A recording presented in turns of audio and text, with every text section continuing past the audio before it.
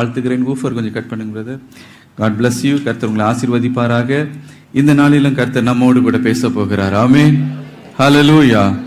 இன்றைக்கு நம்முடைய தியானத்திற்கு ஆதாரமாக நீதிமொழிகளின் புஸ்தகம் 14ஆம் அதிகாரம் 10ஆம் வசனத்தை நாம் திருப்பிக் கொள்வோம். நீதிமொழிகள் 14:10. இருதயத்தின் கசப்பு இருதயத்திற்கே தெரியும், அதன் மகிழ்ச்சிக்கு அந்நியன் உடந்தையாகான். இருதயத்தின் கசப்பு இருதயத்துக்கே தெரியும் என்று இங்கே வேத வசனத்தில் நாம் வாசிக்கிறோம். எனக்கு பிரியமானவர்களே, இந்த மன கசப்பு ஒரு நபர் இந்த உலகத்தில் அனுபவிக்கக்கூடிய எத்தனையோ எதிர்மறையான அனுபவங்களுக்குள் ஒரு வேதனையான ஒரு அனுபவம் ஒன்று உண்டு என்றால் அதுதான் இந்த மன கசப்பு என்று நாம் பார்க்கிறோம். இன்றைக்கும் பலர் இந்த மனக்கசப்பில் தங்களையும் அறியாமல் ஒரு கட்டப்பட்ட நிலைமையில் இருக்கிறார்கள். கண்ணுக்கு புலன்படாத ஒரு சிறைச்சாலையில சிறைப்பட்டு போய் இருக்கிற ஒரு நிலைமையில் பலர் இருக்கிறார்கள்.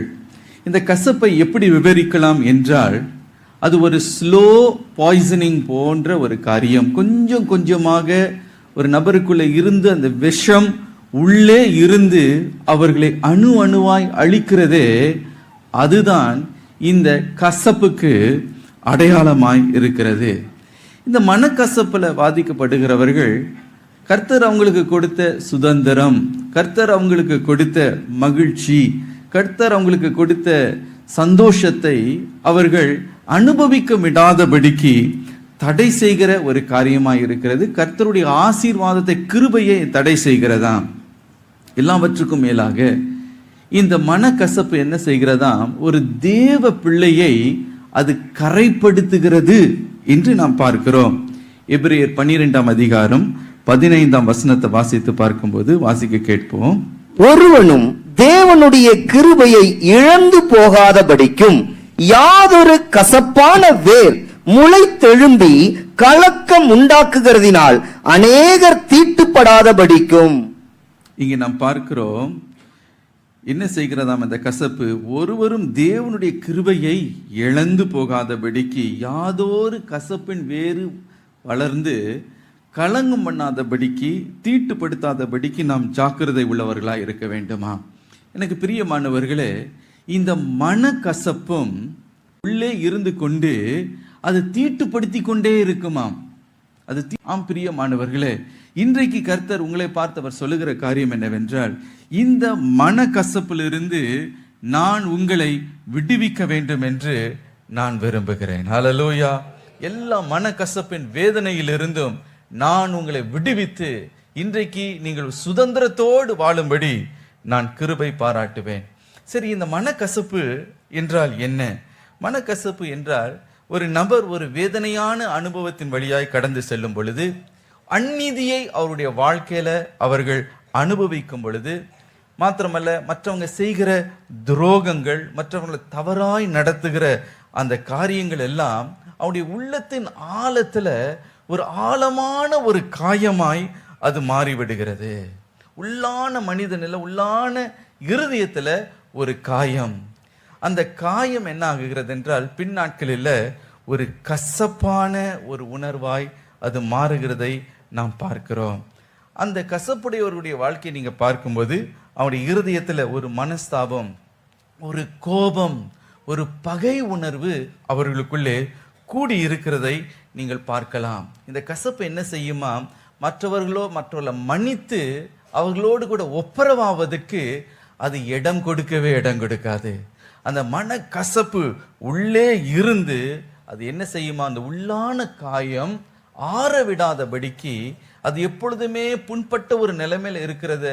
அந்த நிலைமையிலேயே அது வைக்கிறதுனால அவருடைய வாழ்க்கையில அது சில கடந்த கசப்பான அனுபவங்களை நினைத்து அவருடைய இருதயம் கசந்து போய்விடும். ஆகவேதான் அவருடைய குணாதிசயம் எப்படி இருக்கும்னா, மற்றவர்களை பார்க்கும் பொழுதே அவங்க ஒரு கசந்து கொள்வார்கள், தங்களையும் தாங்களே அவங்க கசந்து கொள்வார்கள். மாத்திரமல்ல, பொதுவாகவே வாழ்க்கையை பார்க்கும் பொழுது ஒரு ஒரு ஒரு ஒரு ஒரு ஒரு நெகட்டிவ் பெர்ஸ்பெக்டிவ் தான் அவங்களுக்கு இருக்கும். ஒரு கசப்பான கண்ணோட்டத்தில் தான் வாழ்க்கையே அவங்க பார்ப்பார்கள். யாரை பார்த்தாலும் ஒரு ஒரு மனக்கசப்போட தான் பார்ப்பாங்க. இவனை பற்றி தெரியாதான், இவனும் இப்படி தான் இருப்பான் போல இருக்கு. எங்கேயோ பாதிக்கப்பட்டதுனால அந்த பாதிப்பை உள்ள வைத்துக்கொண்டு எல்லாருமே அப்படிதான் போல, எல்லாரும் யாரையும் நம்பக்கூடாது அப்படின்ற ஒரு உணர்வுக்குள்ள அவங்க தள்ளப்படுகிறதை நாம் பார்க்கிறோம். எனக்கு பிரியமானவர்களே, இது ஒரு மனக்கசப்பு என்ற ஒரு கட்டு. இந்த மனக்கசப்போடு இருக்கிறவர்கள் பழி வாங்கணும்னு ஒரு நாள் காத்து கொண்டு இருப்பாங்க. ஏனைக்கு ஒரு காலம் வந்ததானால் பூனைக்கு ஒரு காலம் வராமலேயே போயிடும் அப்படின்னு காத்து கொண்டு இருப்போம். இன்னைக்காவது ஒரு இடத்துல இவங்களுக்கு சரிக்கு சரி ஈடு கட்டணும் அப்படின்னு உள்ளார மனசுக்குள்ள அவங்க காத்து கொண்டு இருப்பாங்க. அப்படிப்பட்ட மனக்கசப்புல இருக்கிறவருடைய வாழ்க்கையை பார்க்கும்போது அவர்களுக்கு இந்த திடீர்னு எரிஞ்சு விழுகிற கோபம் உண்டாகுமா. பட்டுன்னு அவங்க கோபப்படுவாங்க. திடீர்னு ஒரு சின்ன விஷயத்துக்கும் கோபப்படுவார்கள். மற்றவருடைய வாழ்க்கையில ஏதாவது ஒரு சின்ன குற்றம் இருந்தா கூட டக்குன்னு கண்டுபிடிச்சு கிரிட்டிசைஸ் பண்ணி அதை கம்ப்ளைண்ட் பண்ணி 1000 நல்லது செய்தாலும் அதெல்லாம் விட்டுருவாங்க. அவங்க என்ன தப்பு பண்ணாங்களோ கரெக்டாக பிடிச்சிருவாங்க.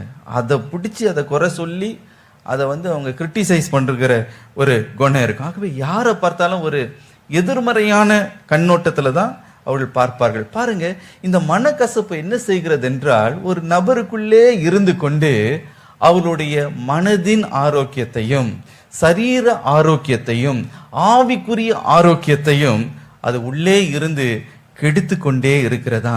அவர்கள் சந்தோஷமாய் மகிழ்ச்சியாய் இருக்க வேண்டியவங்க அவங்க வாழ்நாளெல்லாம் ஒரு கசந்து மனவேதனையில அவங்க வாழ்கிறத நாம் பார்க்க முடியும். எப்பொழுதுமே ஒரு விக்டிம் மென்டாலிட்டி, நான் பாதிக்கப்பட்டு இருக்கிறேன் என்ற அந்த மனநிலையிலேயே அவங்க இருக்கிறதை நாம் பார்க்க முடியும்.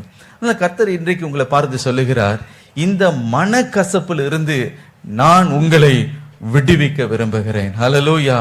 இந்த மனக்கசப்பு உங்களை மட்டுப்படுத்தி கர்த்தருடைய கிருபையை நீங்க பெற்றுக்கொள்ள விடாதபடிக்கு, அப்படி ஆசீர்வாதத்தை பெற்றுக்கொள்ள விடாதபடிக்கு, மகிழ்ச்சியோடு வாழ விடாதபடிக்கு உங்களை கலங்கம் பண்ணி கொண்டு இருக்கிறது. அந்த கசப்பின் வேறு கலங்கம் பண்ணுகிற ஒரு காரியம்.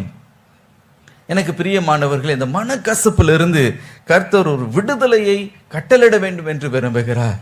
எனக்கு பிரியமானவர்களே, இந்த மனக்கசப்பு இருக்கிறவங்க பாருங்க, அந்த மனக்கசப்பு உடையவங்க அவங்களுக்கு தான் அந்த கசப்பு தெரியும். ஆகதான் வேதம் சொல்லுகிறது, இருதயத்தின் கசப்பு இருதயத்துக்கு தான் தெரியும். அல்லேலூயா. மற்றவர்கள் அதுல உடன்பட முடியாது, அதுக்கு உடனாளிகளா இருக்க முடியாது, புரிந்து கொள்ள முடியாது.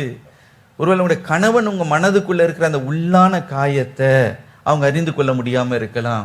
கூட இருக்கிற உங்களுடைய ஃப்ரெண்ட்ஸ் அதை அறிந்து கொள்ள முடியாத நிலைமையில இருக்கலாம். உங்களோட பிள்ளைகளுக்கு கூட உங்களுடைய உள்ளத்தின் ஆழத்தில் இருக்கிற அந்த உள்ளான காரியத்தை புரிந்து கொள்ள முடியாத நிலைமையில இருக்கலாம். ஆகவேதான் வேதம் சொல்லுகிறது, இருதயத்தின் கசப்பு இருதயத்திற்கு தான் தெரியும். ஆனால் எனக்கு பிரியமானவர்களே, மற்றவங்க ஒருவேளை உங்களை புரிந்து கொள்ளாத ஒரு நிலைமையில இருக்கலாம். மற்றவங்க உங்களை குறை கூறி, ஏன் இப்படி இருக்கிற, ஏன் எப்பொழுதுமே நீ எரிஞ்சு விழுகிற, ஏன் எப்பவுமே இப்படி நீ ஒரு நெகட்டிவ் பெர்ஸ்பெக்டிவ் உனக்கு இருக்கிறது என்று மற்றவங்க உங்களை புரிந்து கொள்ளாத ஒரு நிலைமையில இருக்கலாம். ஆனால் வேதம் சொல்லுகிறது, மனிதன் உன்னுடைய முகத்தை பார்க்கிறான், ஆனால் தேவனோ உன் இருதயத்தை பார்க்கிறார், உள்ளான காயத்தை பார்க்கிறார். நீ சந்தித்த அந்த அவமானத்தை, அந்த நிந்தனையை அவர் புரிந்து கொள்ளுகிறவராய் இருக்கிறார். உனக்கு இழைக்கப்பட்ட அந்த அநீதியை, அந்த துரோகத்தை அவர் அறிந்தவராய் அவர் இருக்கிறார். உனக்கு தவறாய் நடத்தின அந்த காரியத்தை அவர் அறிந்திருக்கிறார். வாழ்க்கையில நீ சந்தித்த அந்த ஏமாற்றங்களை அவர் அறிந்திருக்கிறார். ஹல்லேலூயா. அப்பதான் இன்றைக்கு உங்களை பார்த்து சொல்லுகிறார், மகளே மகளே, நீ அந்த மனக்கசப்பு உனக்குள்ள வைத்து நீயே சுமந்து பாரம் அடைய வேண்டாம். அந்த பாரத்தை என் மேல நீ வைத்து விடு. ஹல்லேலூயா. நான் உனக்கு நியாயம் செய்வேன், நான் உனக்கு நீதியை சரி கட்டுவேன், நான் உனக்காக பழி வாங்குவேன். மாத்திரமல்ல, நீ அதை மன்னித்து மறந்து நீ விடுதலையோடு நீ சுதந்திரத்தோடு வாழும்படி நான் உனக்கு கிருபை பாராட்டுவேன். ஹல்லேலூயா. இன்றைக்கு அந்த மனக்கசப்பை ஆண்டவர் மாற்ற போகிறார். ஹல்லேலூயா. இந்த மனக்கசப்புக்கு இந்த வார்த்தை சரியான வார்த்தையை தான் அவங்க உபயோகப்படுத்தி இருக்கிறார்கள். Bitterness, bitter experience. சில வேதனையான அனுபவத்தை நினைக்கும் போது இப்போ கூட சில பேருக்கு மனதுக்குள்ள அந்த கசப்பு வரும். அப்படி பேசிட்டாங்க பிரதர், அப்படி நடத்திட்டாங்க, இப்படி பண்ணிட்டாங்க, இந்த மாதிரி எங்களை ரொம்ப நோக்கடிச்சிட்டாங்க, இந்த காயப்படுத்துற வார்த்தையை பேசினாங்க, இப்படி துரோகம் பண்ணாங்க, இப்படி ஏமாத்தினாங்க. சில காரியத்தை நினைச்சு உங்களுக்குள்ள நீங்க உள்ளான அந்த காயம் ஆற விடாதபடிக்கு இன்றைக்கு நீங்க வேதனைப்பட்டு கொண்டு இருக்கலாம். நான் சிறு வயதில் இருக்கும்போது எனக்கு ஒரு ஜுரம் வந்தது பாருங்க. அந்த ஜுரத்துக்காக யாரோ ஒரு நாட்டு வைத்தியம் ஒன்று சொன்னாங்க. இந்த மணத்தக்காளி கீரையை அது ஒன்று, அதுவும் இந்த வேப்பிலை இருக்குது பார்த்தீங்களா, அதை அரைச்சி ஒரு உருண்டையாக்கி என் நாக்கில் வச்சு அப்படியே இந்த மோரை வச்சு அப்படி குடிச்சிடணும். நான் அந்த வயசில் கரெக்டாக அதை முழுங்க தெரியாமல் அதை வாயில் வச்சு அந்த மோரையும் சேர்த்து உள்ளே குழப்பி அந்த கசப்பு பார்க்கணுமே, வா அப்படி ஒரு கசப்பு அது தொண்டையில் இறங்கி என் வயிற்றுக்குள்ளே இறங்கினது பாருங்க. அது எப்படின்னா அந்த கசப்பு வாயில் மாத்திரம் இல்லை, தொண்டையிலையும் வயிறு வரைக்கும் அந்த கசப்பு. அதுக்கு பிறகு நீங்கள் என்ன சர்க்கரையும் வாயில் வச்சாலும் சரி, கசப்பு கசப்பு தான். அதே போல தான் சில பேருடைய வாழ்க்கையில் சில வேதனையான அனுபவங்கள் அப்படி ஒரு மனக்கசப்பை கொண்டு வந்திருக்கும். அவங்கள நினைச்சாலே, அந்த சிச்சுவேஷனை யோசித்தாலே அவங்களுக்குள்ள அந்த கசப்பு அப்படியே வரும் பாருங்க, அந்த மனக்கசப்பு. எனக்கு பிரியமானவர்கள், ஆனால் கர்த்தர் இன்றைக்கு உன்னை பார்த்து சொல்லுகிறார், நீ குணமடைய வேண்டும், நான் உன்னை குணமாக்க வேண்டும் என்று விரும்புகிறேன். உன்னை உள்ளான இருதயத்தில் நீ காயப்பட்டு போயிருக்கிறாய், நான் காயங்கட்டும்படி இன்றைக்கு நான் இறங்கி வந்திருக்கிறேன். இன்றைக்கு உன்னுடைய வாழ்க்கையில நான் அற்புதத்தை செய்ய வேண்டும் என்று நான் விரும்புகிறேன். ஹல்லேலூயா. இன்றைக்கு கர்த்தரை நோக்கி பார்த்து சொல்லுங்க, ஆண்டவரே இந்த உள்ளான காயங்கள் குணமடையும் ஆண்டவரே. இந்த கசப்பு என்ற இந்த அடிமைத்தனத்தில் இருந்து, இந்த சிறையிருப்புல இருந்து, இந்த கசப்பின் வேற என்ன விட்டு ஆண்டவரே நீங்க பிடுங்கி போடுங்க ஆண்டவரே என்று கேளுங்க. இன்றைக்கு கர்த்தர் உங்களுக்கு அனுகிரகத்தை செய்ய அவர் வல்லமை உள்ளவராயிருக்கிறார். ஹல்லேலூயா. இந்த இரண்டாவது உலக மகா போர் நடந்த போது, செகண்ட் வேர்ல்டு வார் நடந்த பொழுது, ஒரு தாயாருடைய மகன் யுனைடெட் ஸ்டேட்ஸ் ஆர்மியில் இராணுவத்தில் பணிபுரிந்து கொண்டிருந்தான். பேர்ல் ஹார்பர் என்று சொல்லப்படுகிற ஒரு துறைமுகத்தில் அவன் வேலை செய்து கொண்டிருந்தான்.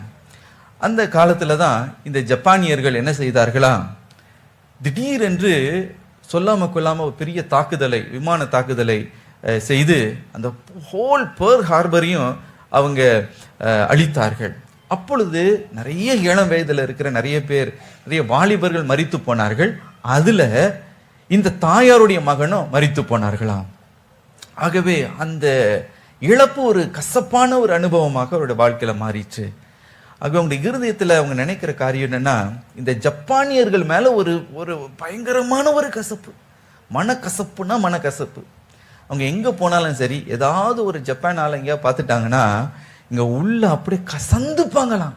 இதுங்களெல்லாம் யாரு உள்ள விட்டா, நம்ம தேசத்துல வந்து இந்த புல்லாத ஜனங்களை காட்டு மறாண்டிங்க அப்படின்னு இருதயத்தில் திட்டுவாங்களாம். அப்படி ஒரு நாள் ஆராதனையில், இப்படிப்பட்ட ஒரு ஆராதனையில் அமர்ந்து கொண்டு இருந்து, ரொம்ப ஆண்டவருக்கு பிரியமான ஒரு சகோதரி, ஆண்டவரை நேசிக்கிறவங்க, ஆண்டவர் கொடுக்கிறவங்க, நிறைய பேருக்கு உதவி செய்கிறவங்க, is a very sweet lady. ஆனால் அன்னைக்கு அவங்க அந்த ஆராதனையில் உட்கார்ந்து கொண்டு இருக்கும்போது, இதுக்கு முன்பதாகவே கர்த்தர் பல முறை உங்களை உணர்த்தி இருக்கிறார், மகளே இந்த கசப்பு உனக்குள்ள இருக்குமா, இதை நீ விட்டு விடு விட்டு விடு. ஆனால் இவங்க ஆண்டவர்கிட்ட பேரம் பேசி சொல்லுவாங்களாம், நீங்கள் எதை வேணா நான் விட்டுறேன், இந்த ஒரு விஷயத்துல மாத்திரம் ஆண்டவரே என்ன விட்டுடுங்க நீங்க அப்படின்னு இருந்தாங்களாம். அன்னைக்கு ஆராதனையில் உட்காரும் பொழுது பாருங்க, ஆண்டவர் அப்படிப்பட்ட நிலைமையில இருக்கும்போது அப்படிப்பட்ட ஒரு சோதனையை வைக்கிறாரு பாருங்க. உட்காரும் பொழுது அன்னைக்கு போதகர் பிரசங்கம் பண்ணாங்க. அதுக்கு பதிலாக சொன்னாரா, இன்னைக்கு ஒரு விசிட்டிங் ப்ரீச்சர் வந்திருக்கிறாரு, வேற ஒரு ஊர்ல இருந்து ஒரு செய்தி இன்னைக்கு கொடுக்கும்படி ஒரு ஊழியர் வந்திருக்கிறாரு. அம்மா அமைதியா பார்த்துக்கிட்டே இருந்தாங்களாம். சொன்னாரா, அவர் ஜப்பான் தேசத்துல இருந்து வந்திருக்காரு அப்படின்னாங்க. அது சொன்ன உடனே, ஜப்பானா, இனி தெரிஞ்சிருந்தா நான் சர்ச்சுக்கே வந்திருக்க மாட்டேனே அப்படின்னு உட்காந்துருக்கு. அப்புறம் சொன்னாரா, ரெண்டாவது மகா இந்த போரில் அவர் இருந்தார், கர்த்தரை சந்தித்து அவரை ரட்சித்தாருன்னா சொன்னாங்க அப்படின்னு இருந்தாங்க. அந்த ஒரு இளம் வாலிபன் அவர் வந்தார், மெசேஜ் ஆரம்பித்தார். செய்தி கொடுக்கும் பொழுது அவர் சொன்னார், சாட்சியை சொல்லும்போது சொன்னார், அந்த நாட்களில் யுத்த காலத்தில் அந்த பெர்ல் ஹார்பரில் பாம்பு போட்டும் போது நான் ஒரு ஃபைட்டர் பைலட், விமானத்தை இயக்கின ஜப்பான் இராணுவத்தில் இருந்தவன், நாங்கள் குண்டெல்லாம் போட்டோம் அப்படின்னாங்களாம். அவ்வளவுதான். அது வரைக்கும் இருந்த கசப்பில் இன்னும் கசப்பாயிடுச்சு அவங்களுக்கு. அப்படியே அவங்களுக்கு, ஐயோ இங்கே மாட்டிக்கிட்டேனே, இப்போ எழும்பி கூட போக முடியலையே, எல்லாம் பார்க்குறாங்களே, தலைக்கு ஒரு செய்தி ஒரு வார்த்தை காதல் ஏறலையாம், மனசுக்குள்ள கட்ட கட்ட கட்ட கட்ட கட்டான் இருந்தாங்களாம். இப்போ சரி, ஆராதனை முடிச்ச உடனே நம்ம என்ன பண்ணிடணும், எழும்பி விறுவிறுன்னு போயிடணும், இல்லைன்னா நம்ம ஏதாவது பண்ணிடுவோம் அப்படின்னு அவங்களுக்குள்ளேயே ஒரு பயம். அப்படியே அமைதியாக இருக்கிறாங்க. இருக்கும்போது ஆவியானவர் போராடுறாரு. இல்லை மகளே, நீ விட்டுடு, நான் உன்னுடைய உள்ளான காயத்தை குணமாக்கும்படி எனக்கு இடங்கொடு. ஆவியானவர் போராடுறாரு. இவங்களுக்கு ஆவியானவர் ஒரு மல்யுத்தம் பாருங்க, உள்ள ஒரு பெரிய ஒரு மல்யுத்தம் போயிட்டு கொண்டு இருக்கிறது. இப்போ இந்த ஆராதனை எல்லாம் முடிந்தது. அந்த ஆலயத்துல சின்ன ஆலயம், பின்னால ஒரே ஒரு டோர் தான் இருக்கும். இந்த சைட்ல இருக்க டோரெல்லாம் மூடிடுவாங்க. அவங்களுடைய வழக்கத்தின்படி அந்த போதகரும் அது கூட வந்தாரு அந்த விசிட்டிங் ப்ரீச்சரும் அந்த வாசல்ல நிற்பாங்க. போறவங்க எல்லாரையும் வாழ்த்தி காட் பிளஸ் யூன்னு சொல்லி அனுப்புவாங்க. அது அவங்களுடைய ஆலயத்தினுடைய வழக்கம். இப்போ இந்த ஜப்பான்ல இருந்தவரும் இந்த போதகரும் பின்னால போய் நின்றுக்கிட்டாங்களாம். போறவங்க எல்லாரையும் பார்த்து பிரைஸ் எல்லாரும் போயிட்டு வாங்க, காட் பிளஸ்ன்னு சொல்ல போறாங்களாம். இப்போ இந்த அம்மா அவரை கடந்து தான் போகணும். இவங்களுக்கு ஒண்ணுமே புரியல. அந்த ஆள் முகத்தை கூட நான் பார்க்க மாட்டேன். அவர் ஏதாவது ஹேண்ட் ஷேக்லாம் கொடுத்தாருன்னா அப்படி ஓங்கி முகத்தை குத்திடுவேன் அப்படின்னு அவ்வளோ கோபத்தில் இருக்காங்க. என் பையனை கொன்னு காட்டு மராண்டி அப்படின்னு மனசுக்குள்ள நினைத்து கொண்டு இருக்கிறார்களாம். அந்த நேரம் வந்தது. ஒருத்தங்களா போறாங்க. இப்போ இவங்க கடைசியா போகணும். ஆண்டவரே எனக்கு பலத்தை தாங்கன்னு கிட்ட போனாங்களாம். எல்லாரையும் பார்த்து பிரேஸ்லா சிஸ்டர் பிரதர்ன்னு சொன்னவர் இவங்கள பார்த்து அம்மான்னு ஒரு வார்த்தை சொன்னாராம். அவ்வளோதான். அவங்கள பார்த்து என்ன சொன்னாங்களா? அம்மா, மதர், ஹவ் ஆர் யூ அப்படின்னாங்களாம். ஒரு நிமிஷம் தான் பாருங்க, தேவனுடைய பிரசனம் அவங்களுக்குள்ள அப்படியே இறங்கினதான். ஆண்டோடைய அபிஷேகம் அவங்களுக்குள்ள இறங்கினதான். அது வரைக்கும் அவங்களுக்குள்ள இருந்த அந்த கசப்பு, அவ்வளோ ஒரு வெறுப்பு, ஒரு பகை உணர்வு. என்னைக்கு அந்த ஆள் அவங்கள பார்த்து அம்மான்னு கூப்பிட்டாங்களோ, அப்போ ஏதோ அவங்களுடைய சொந்த மகனே அவங்கள பார்த்து அம்மான்னு கூப்பிட்டது போன்று இருந்ததான் ஒரு உணர்வு பாருங்க. அப்போ அந்த உள்ளான காயத்தை ஆண்டவர் அந்த நேரத்தில் குணமடையும்படி செய்தார். அங்கேயே அந்த அந்த ஆளுடைய கரத்தை பிடித்து, அந்த வாலிபனுடைய கரத்தை பிடித்து ஓன்னு கதறி எழுதார்களாம். அன்றைக்கு ஒரு விடுதலை பாருங்க. அதுக்கு பிறகு பாருங்க, தேவனுடைய அன்பு அவங்களுடைய இருதயத்தை நிரப்ப தொடங்கினது. ஒரு வித்தியாசமான ஒரு உணர்வு, வித்தியாசமான ஒரு வாழ்க்கையை ஆண்டவர் அவர்களுக்கு கட்டளையிட்டார். எனக்கு பிரியமானவர்களே, இன்றைக்கு உங்களுடைய வாழ்க்கையில நீங்க பாதிக்கப்பட்ட நிலைமையை கர்த்தர் அறிந்திருக்கிறார்.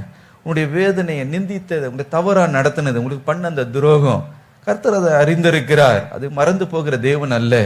ஆனால் இன்றைக்கு கர்த்தரை பார்த்து, ஆண்டவரே என்னுடைய உள்ளான காயத்தை ஆற்றுங்கப்பான்னு சொல்லும் பொழுது இன்றைக்கு உன்னை குணமடையும்படி செய்ய போகிறார்.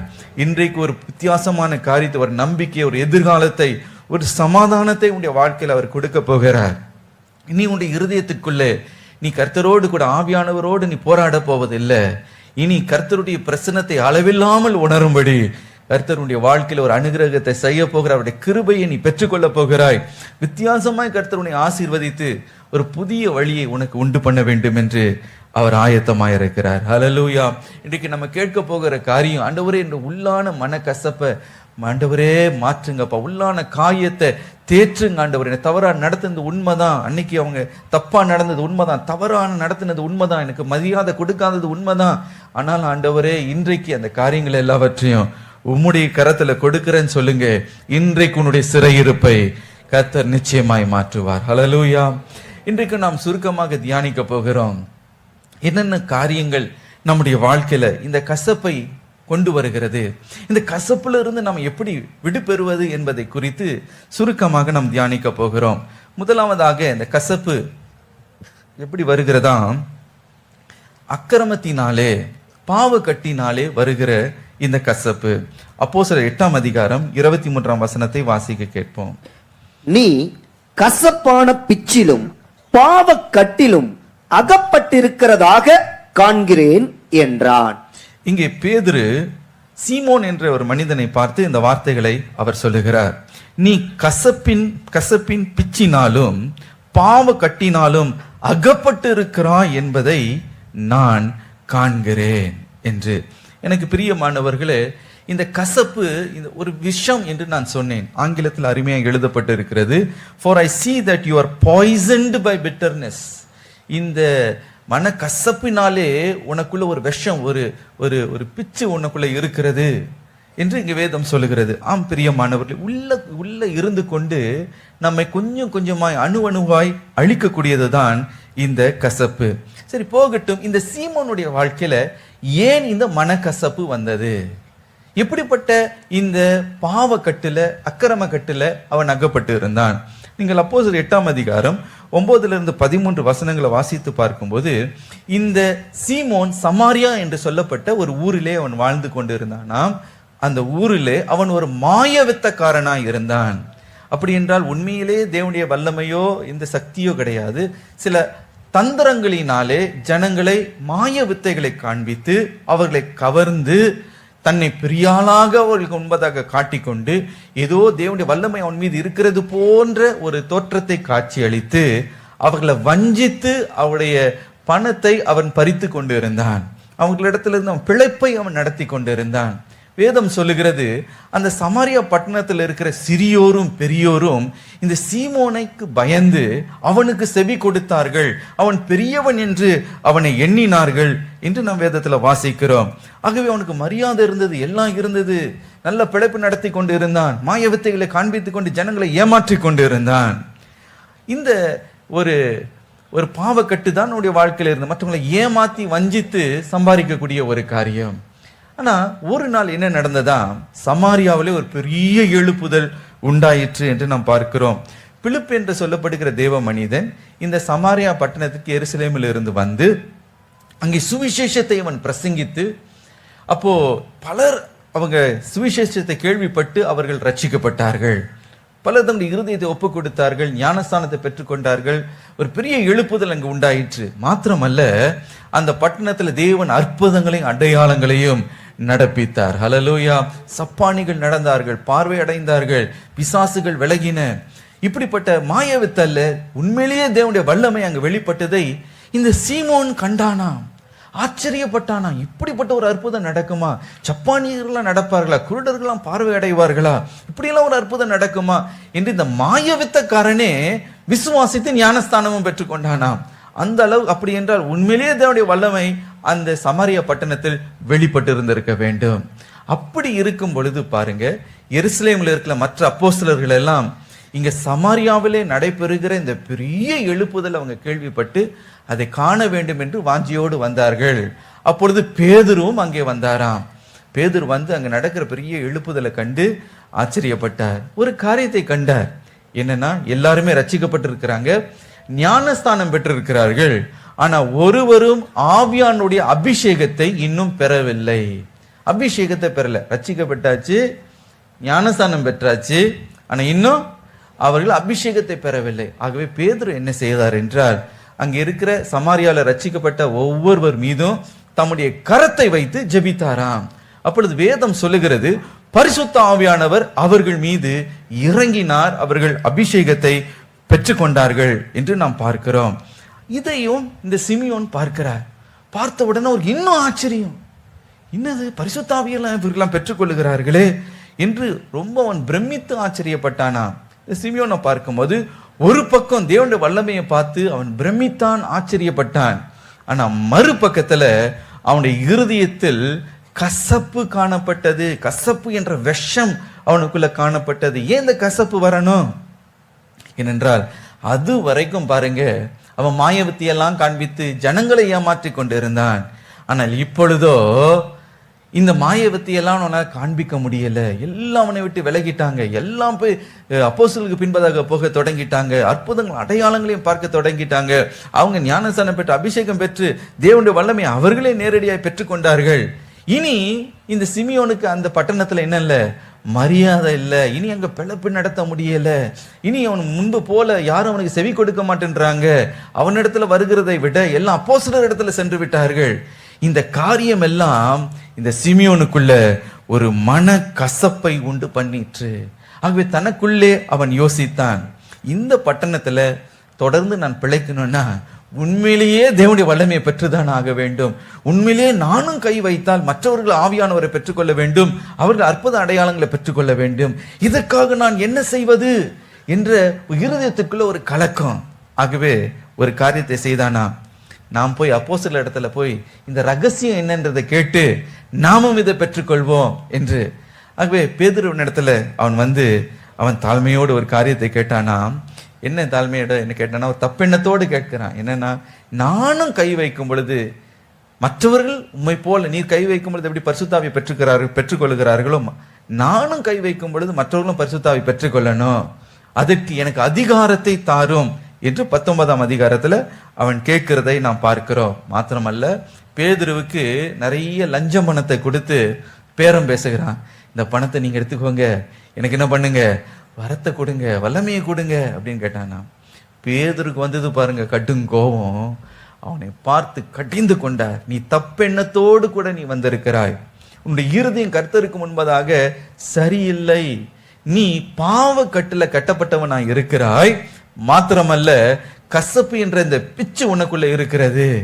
இதுல இருந்து நீ முதல் விடுதலை பெற வேண்டும் சிமியோனே. உன்னுடைய நோக்கமே சரியில்லை. எதற்காக நீ ஆவின் வரத்தை கேட்கிறாய்? எதற்காக வல்லமையை நீ கேட்கிறாய்? உன்னுடைய நோக்கமே ஒரு தவறான நோக்கமா இருக்கிறது என்று அவனை கடிந்து கொண்டார். நீ மனம் திரும்ப வேண்டும். உன்னுடைய உள்ளான காயங்கள் முதலாவது ஆற்றப்பட வேண்டும்.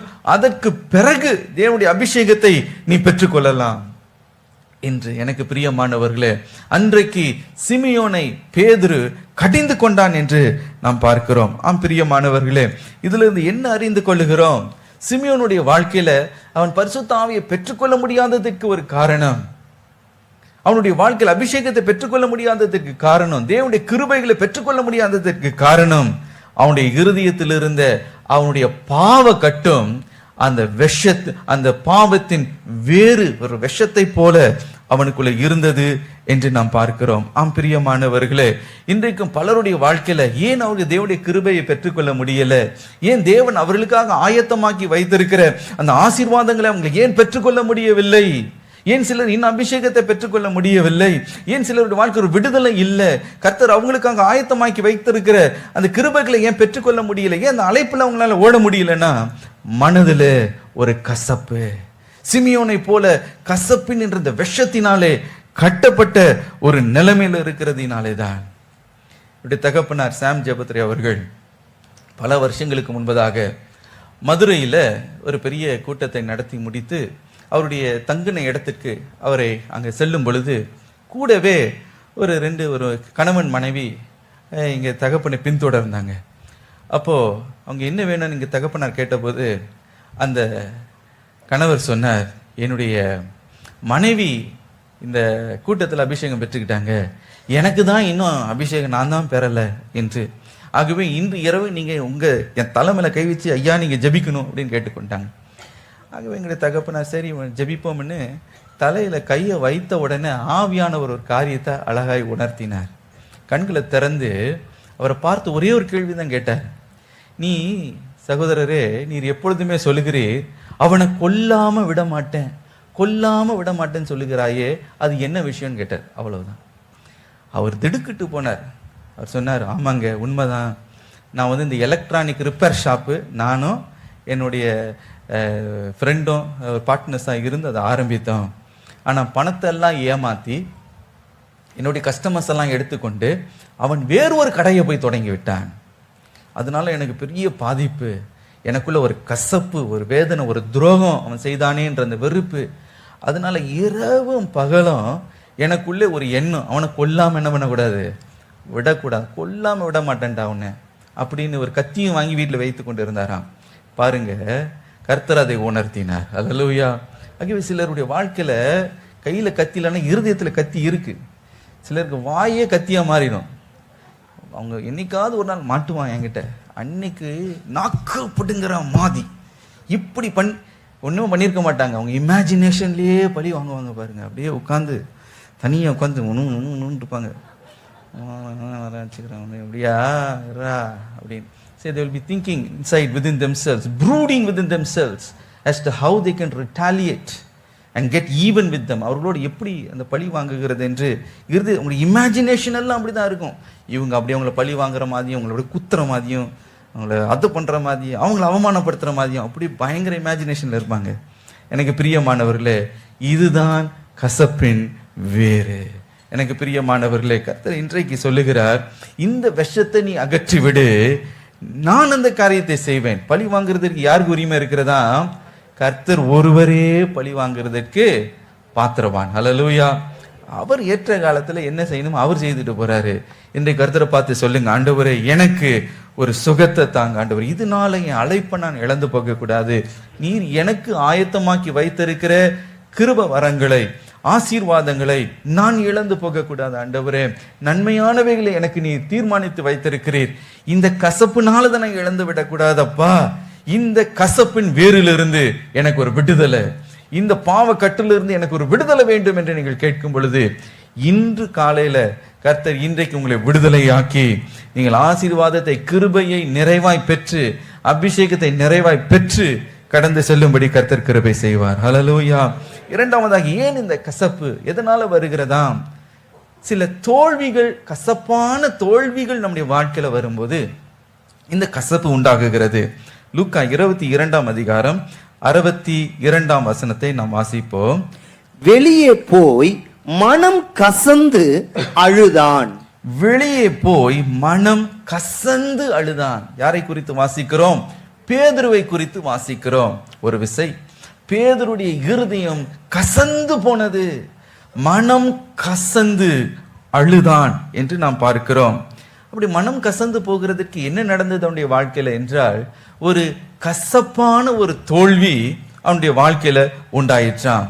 இந்த வசனத்தின் பின்னணியை பார்க்கும்போது யோவான் 13 அதிகாரம் 33 38 வசனங்களை நீங்க வாசித்து பார்க்கும்போது, இயேசு தம்முடைய உலக பிரகாரமான ஊழியத்தை நிறைவடைந்து இப்பொழுது சிலுவையை சந்திக்கிற ஒரு காலகட்டத்தில் அவர் இருக்கிறார். சிலுவையை சந்திக்கிற ஒரு சூழ்நிலை. அப்படிப்பட்ட நேரத்தில் சீஷர்களை பார்த்து அவர் சொன்னார், நான் உங்களை விட்டு நான் போகிறேன், இன்னும் கொஞ்சம் காலம்தான் நான் உங்களோடு கூட இருப்பேன். நீங்கள் என்னை தேடுவீர்கள், நீங்கள் கண்டுபிடிக்க மாட்டீர்கள். ஆனாலும் நான் போகிற இடத்துக்கு நீங்கள் வரக்கூடாது, அல்லது நான் போகிற இடத்துக்கு நீங்க வர முடியாது என்ற இந்த வார்த்தைகளை அவர் சொன்னார். இப்ப சொன்னபோது பேதுரு அதை கேட்டுக்கொண்டு இருந்தார். நீங்க போகிற இடத்துக்கு நான் வர முடியாதா? ஆண்டவரே, அவன் சொன்னான், ஆண்டவரே, நான் இப்பொழுது உமக்கு பின்னே ஏன் நான் வரக்கூடாது? நீங்க போகிற இடத்துக்கு நான் ஏன் வரக்கூடாது?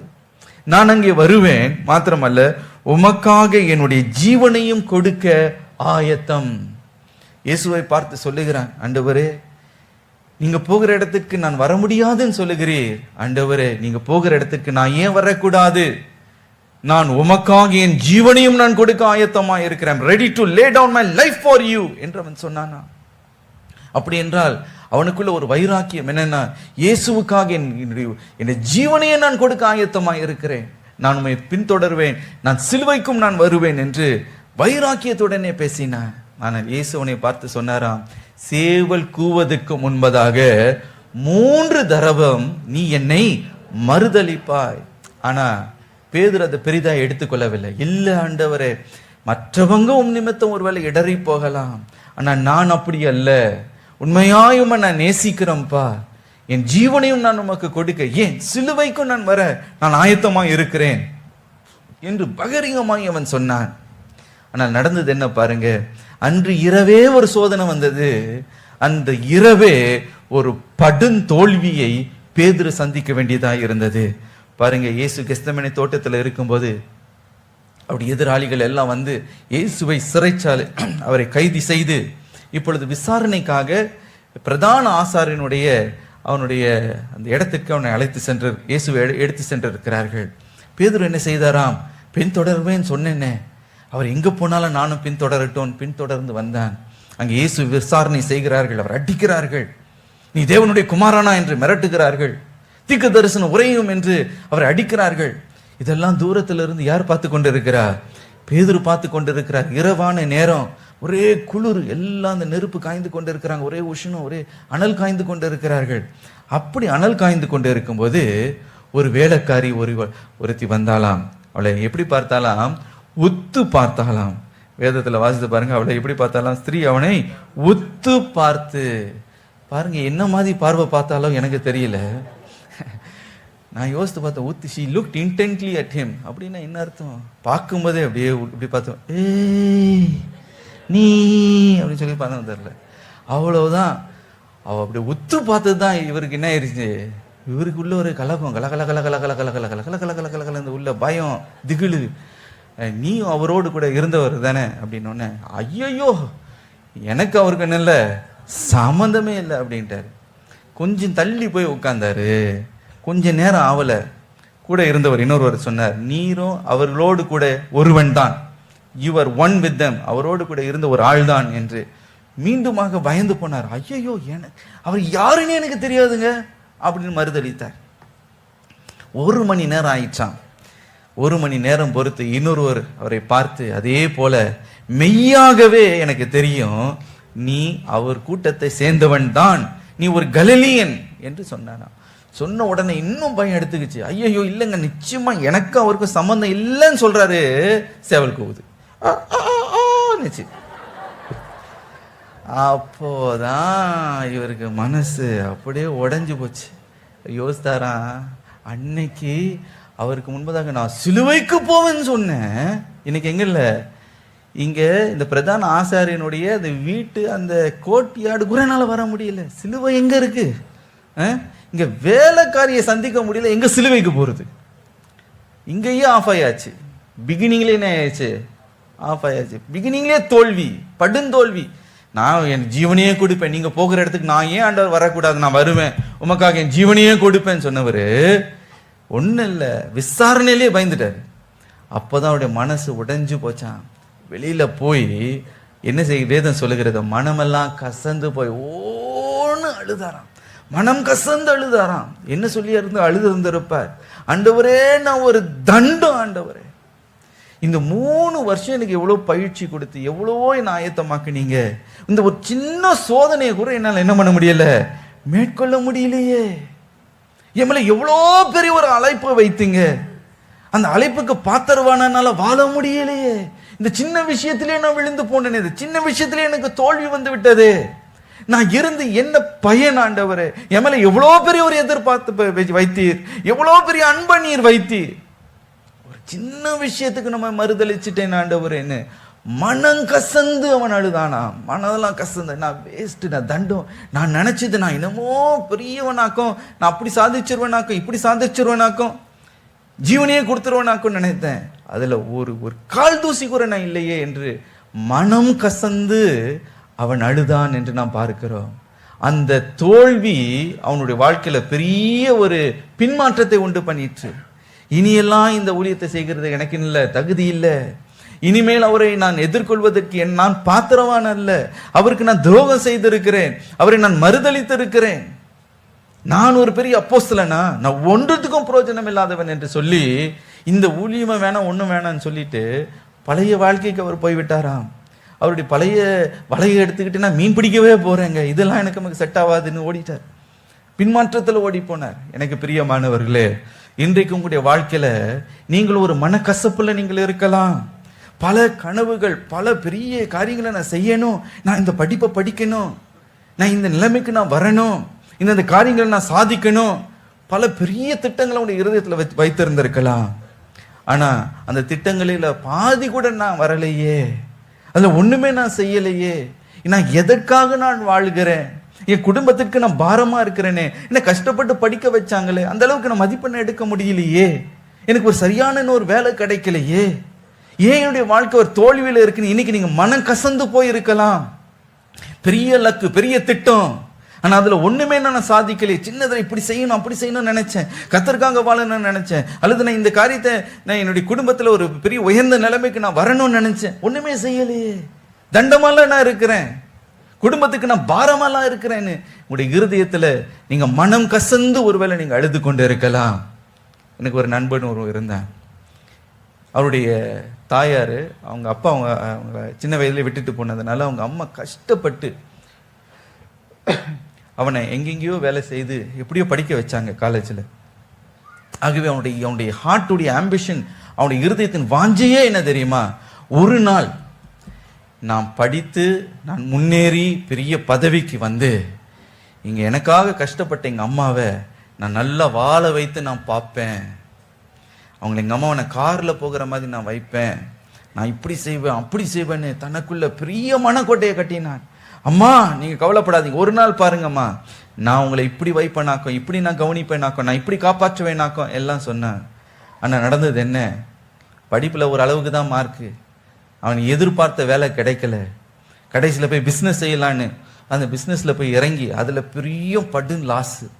கடைசியில் எல்லாவற்றையும் போட்டு விட்டு தலைமறைவாக ஓடுகிற ஒரு சூழ்நிலை, கடன்காரர்களுக்கு பயந்து தலைமறைவாக இருக்கிற ஒரு நிலைமை. அப்படிப்பட்ட நேரத்தில் தான் மனம் கசந்து போனானா. ஐயோ, நான் நினைச்ச காரியத்தில் ஒரு பாதி கூட துளி கூட நான் செய்ய முடியலையே, எதற்காக நான் வாழ்கிறேன், எதற்காக நான் உயிர் வாழணும், என்னால் ஒண்ணுமே செய்ய முடியலையே என்னால என்று மனம் கசந்து, ஐயோ என் வாழ்க்கையே ஒரு தோல்வி, நான் ஒரு தண்டம் அப்படின்னு சொல்லி அழுதானா. எனக்கு பிரியமானவர்களே, இன்றைக்கு அப்படி நீ மனம் கசந்து போயிருக்கலாம், உன் மேல இருக்கிற நம்பிக்கையை நீயே இழந்து போயிருக்கலாம்.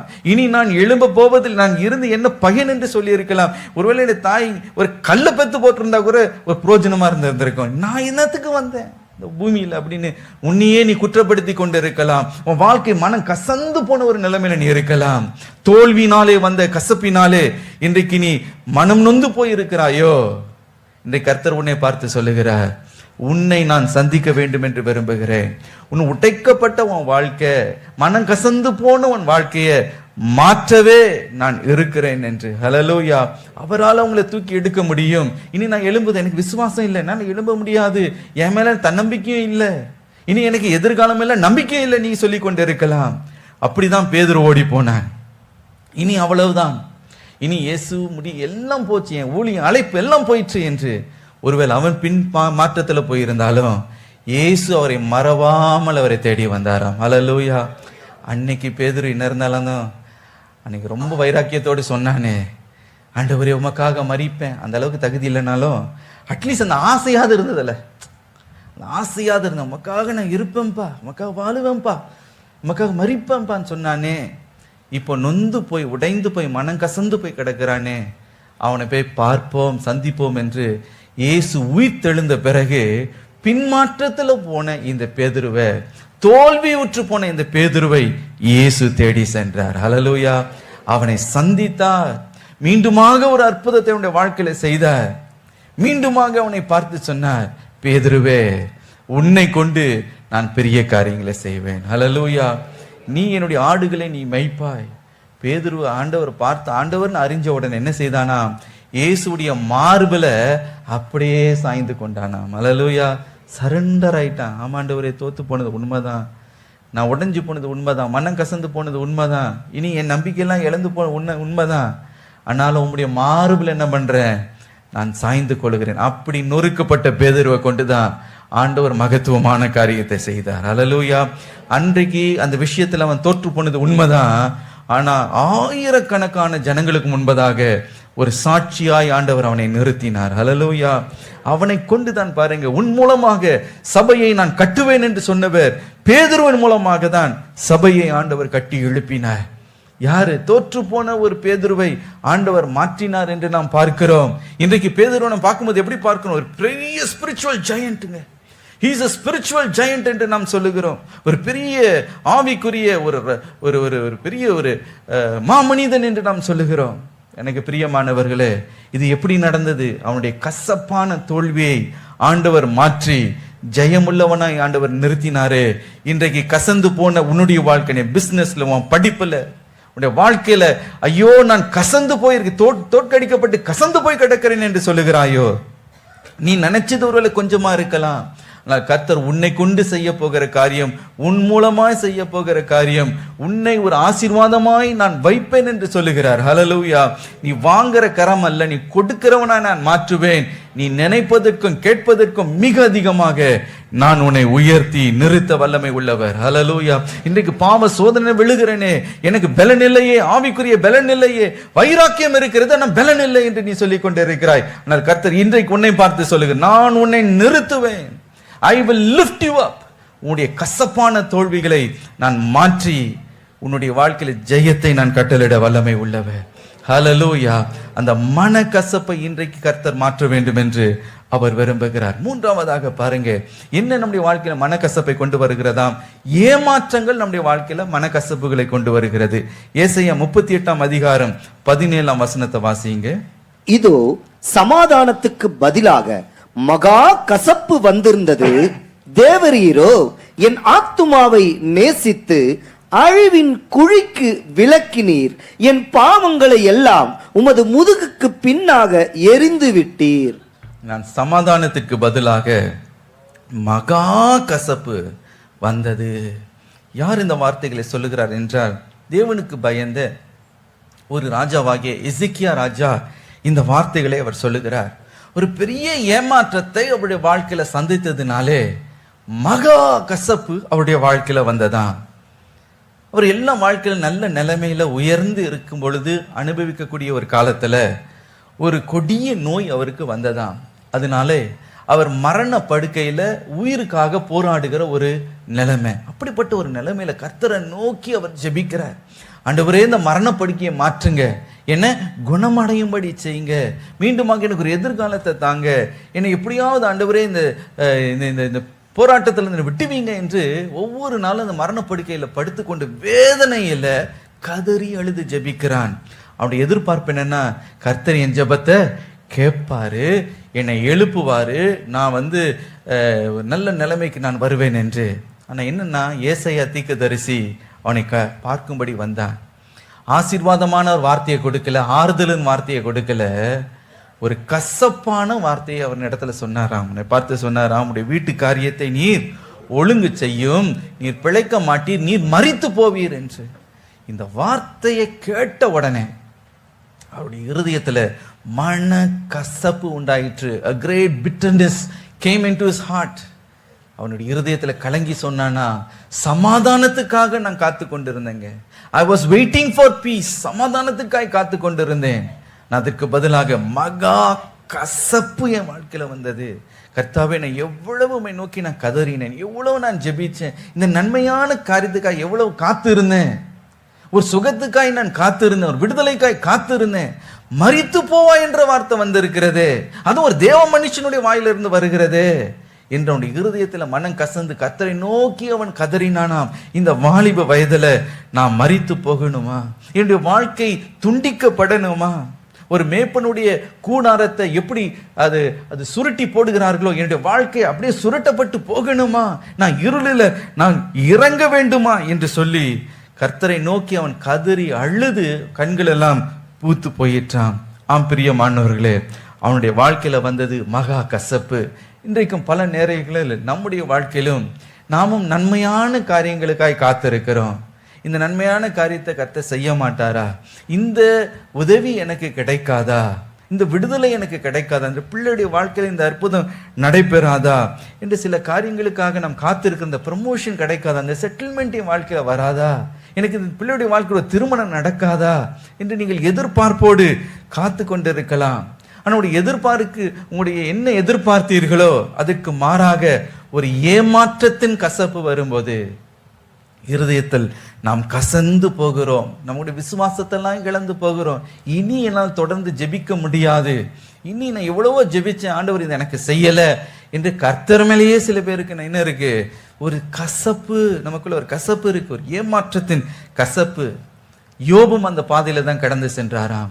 யோபு பாருங்க, கர்த்தருக்கு பயந்து வாழ்ந்தான், நீதி உள்ளவனா இருந்தான். அவனோட வாழ்க்கையில பகா உபத்திரம் வந்தது.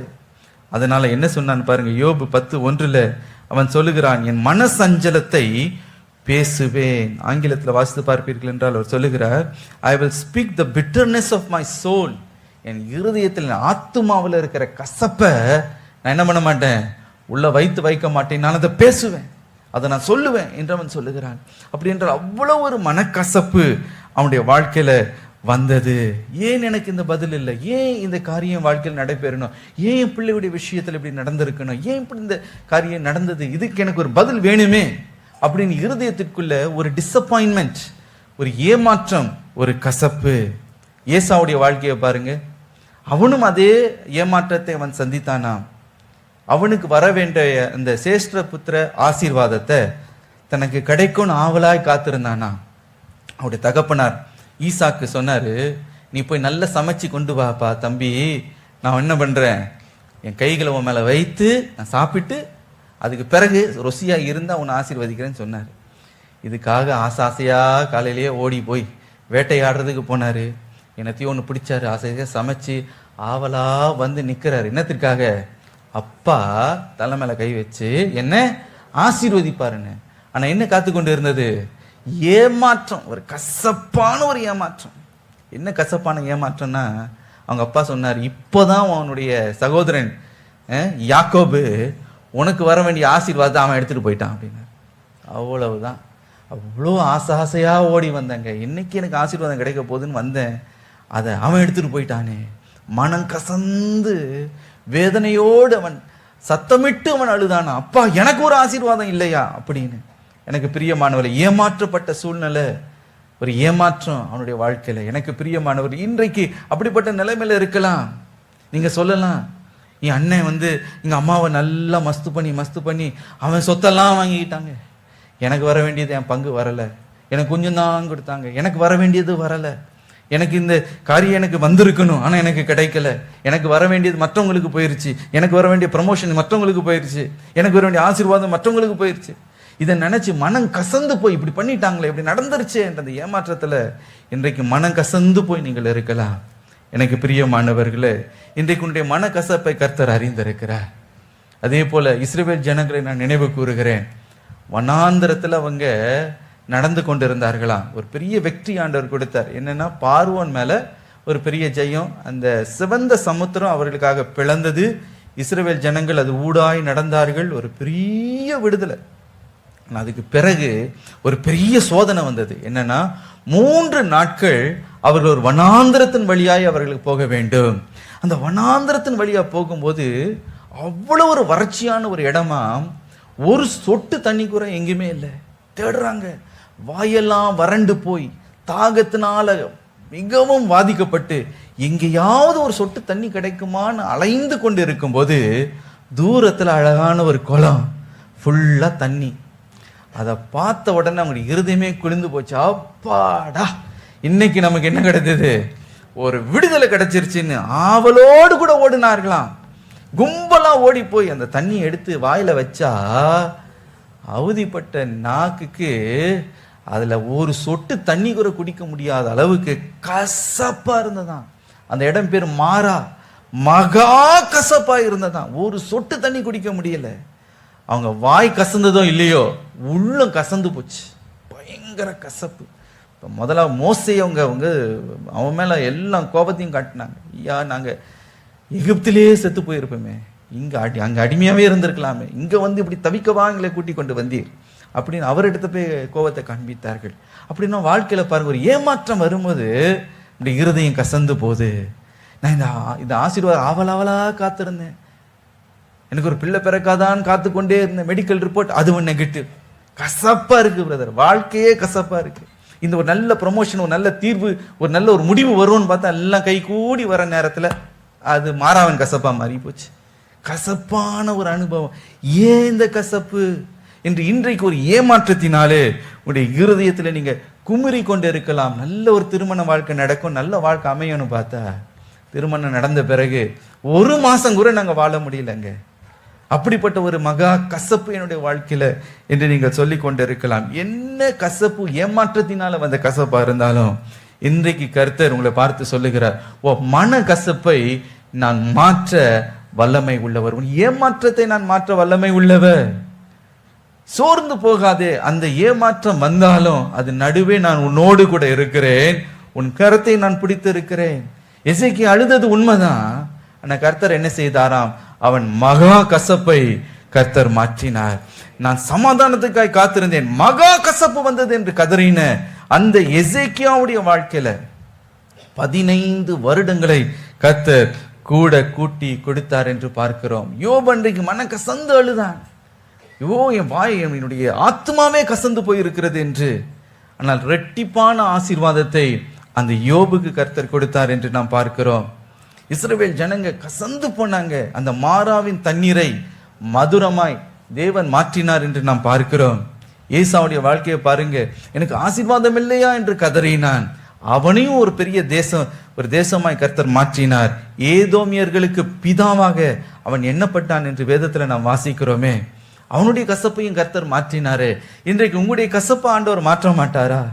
ஏன் இன்றைக்கு நீங்க அந்த அந்த அந்த அந்த விக்டிம் மென்டாலிட்டிலேயே நீங்க கிடக்கணும்? இன்றைக்கு கர்த்தரை பார்த்து சொல்லுங்க, நடந்தது நடந்துச்சு, அதை நீர் மாற்ற வல்லமை உள்ளவர், என் ஏமாற்றத்தை நீர் மாற்ற வல்லமை உள்ளவர். கடந்ததையே நினைத்து நீ கசந்து கொண்டு இருக்க வேண்டாம்.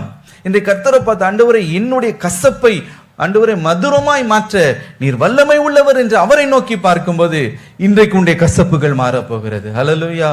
எப்பொழுது அந்த கசப்பு மாறும்? அந்த கசப்பு மாறுவதற்கு என்ன தீர்வு?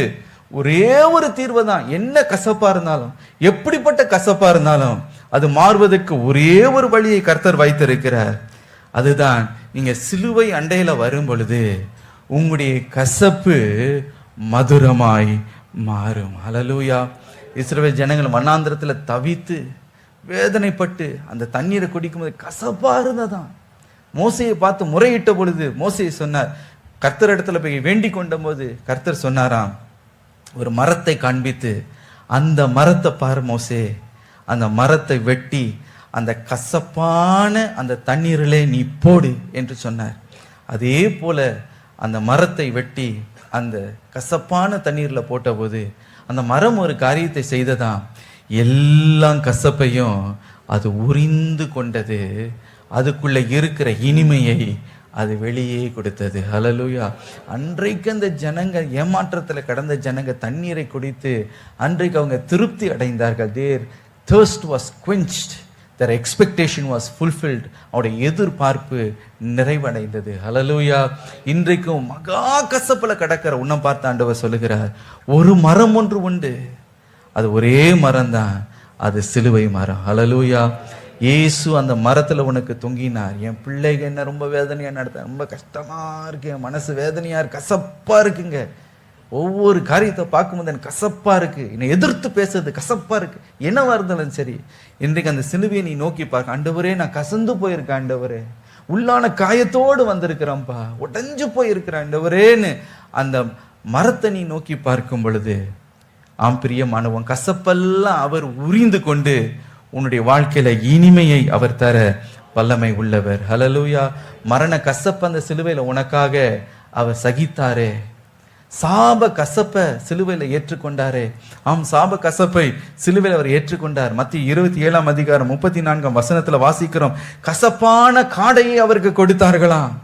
வாயில வைக்க முடியாது, அவ்வளவு கசப்பு. இயேசுவுக்கு அவர் நான் தாகமாயிருக்கிறேன் என்று கெஞ்சின பொழுது அந்த கசப்பான காடையை அவருக்கு கொடுத்தார்கள்.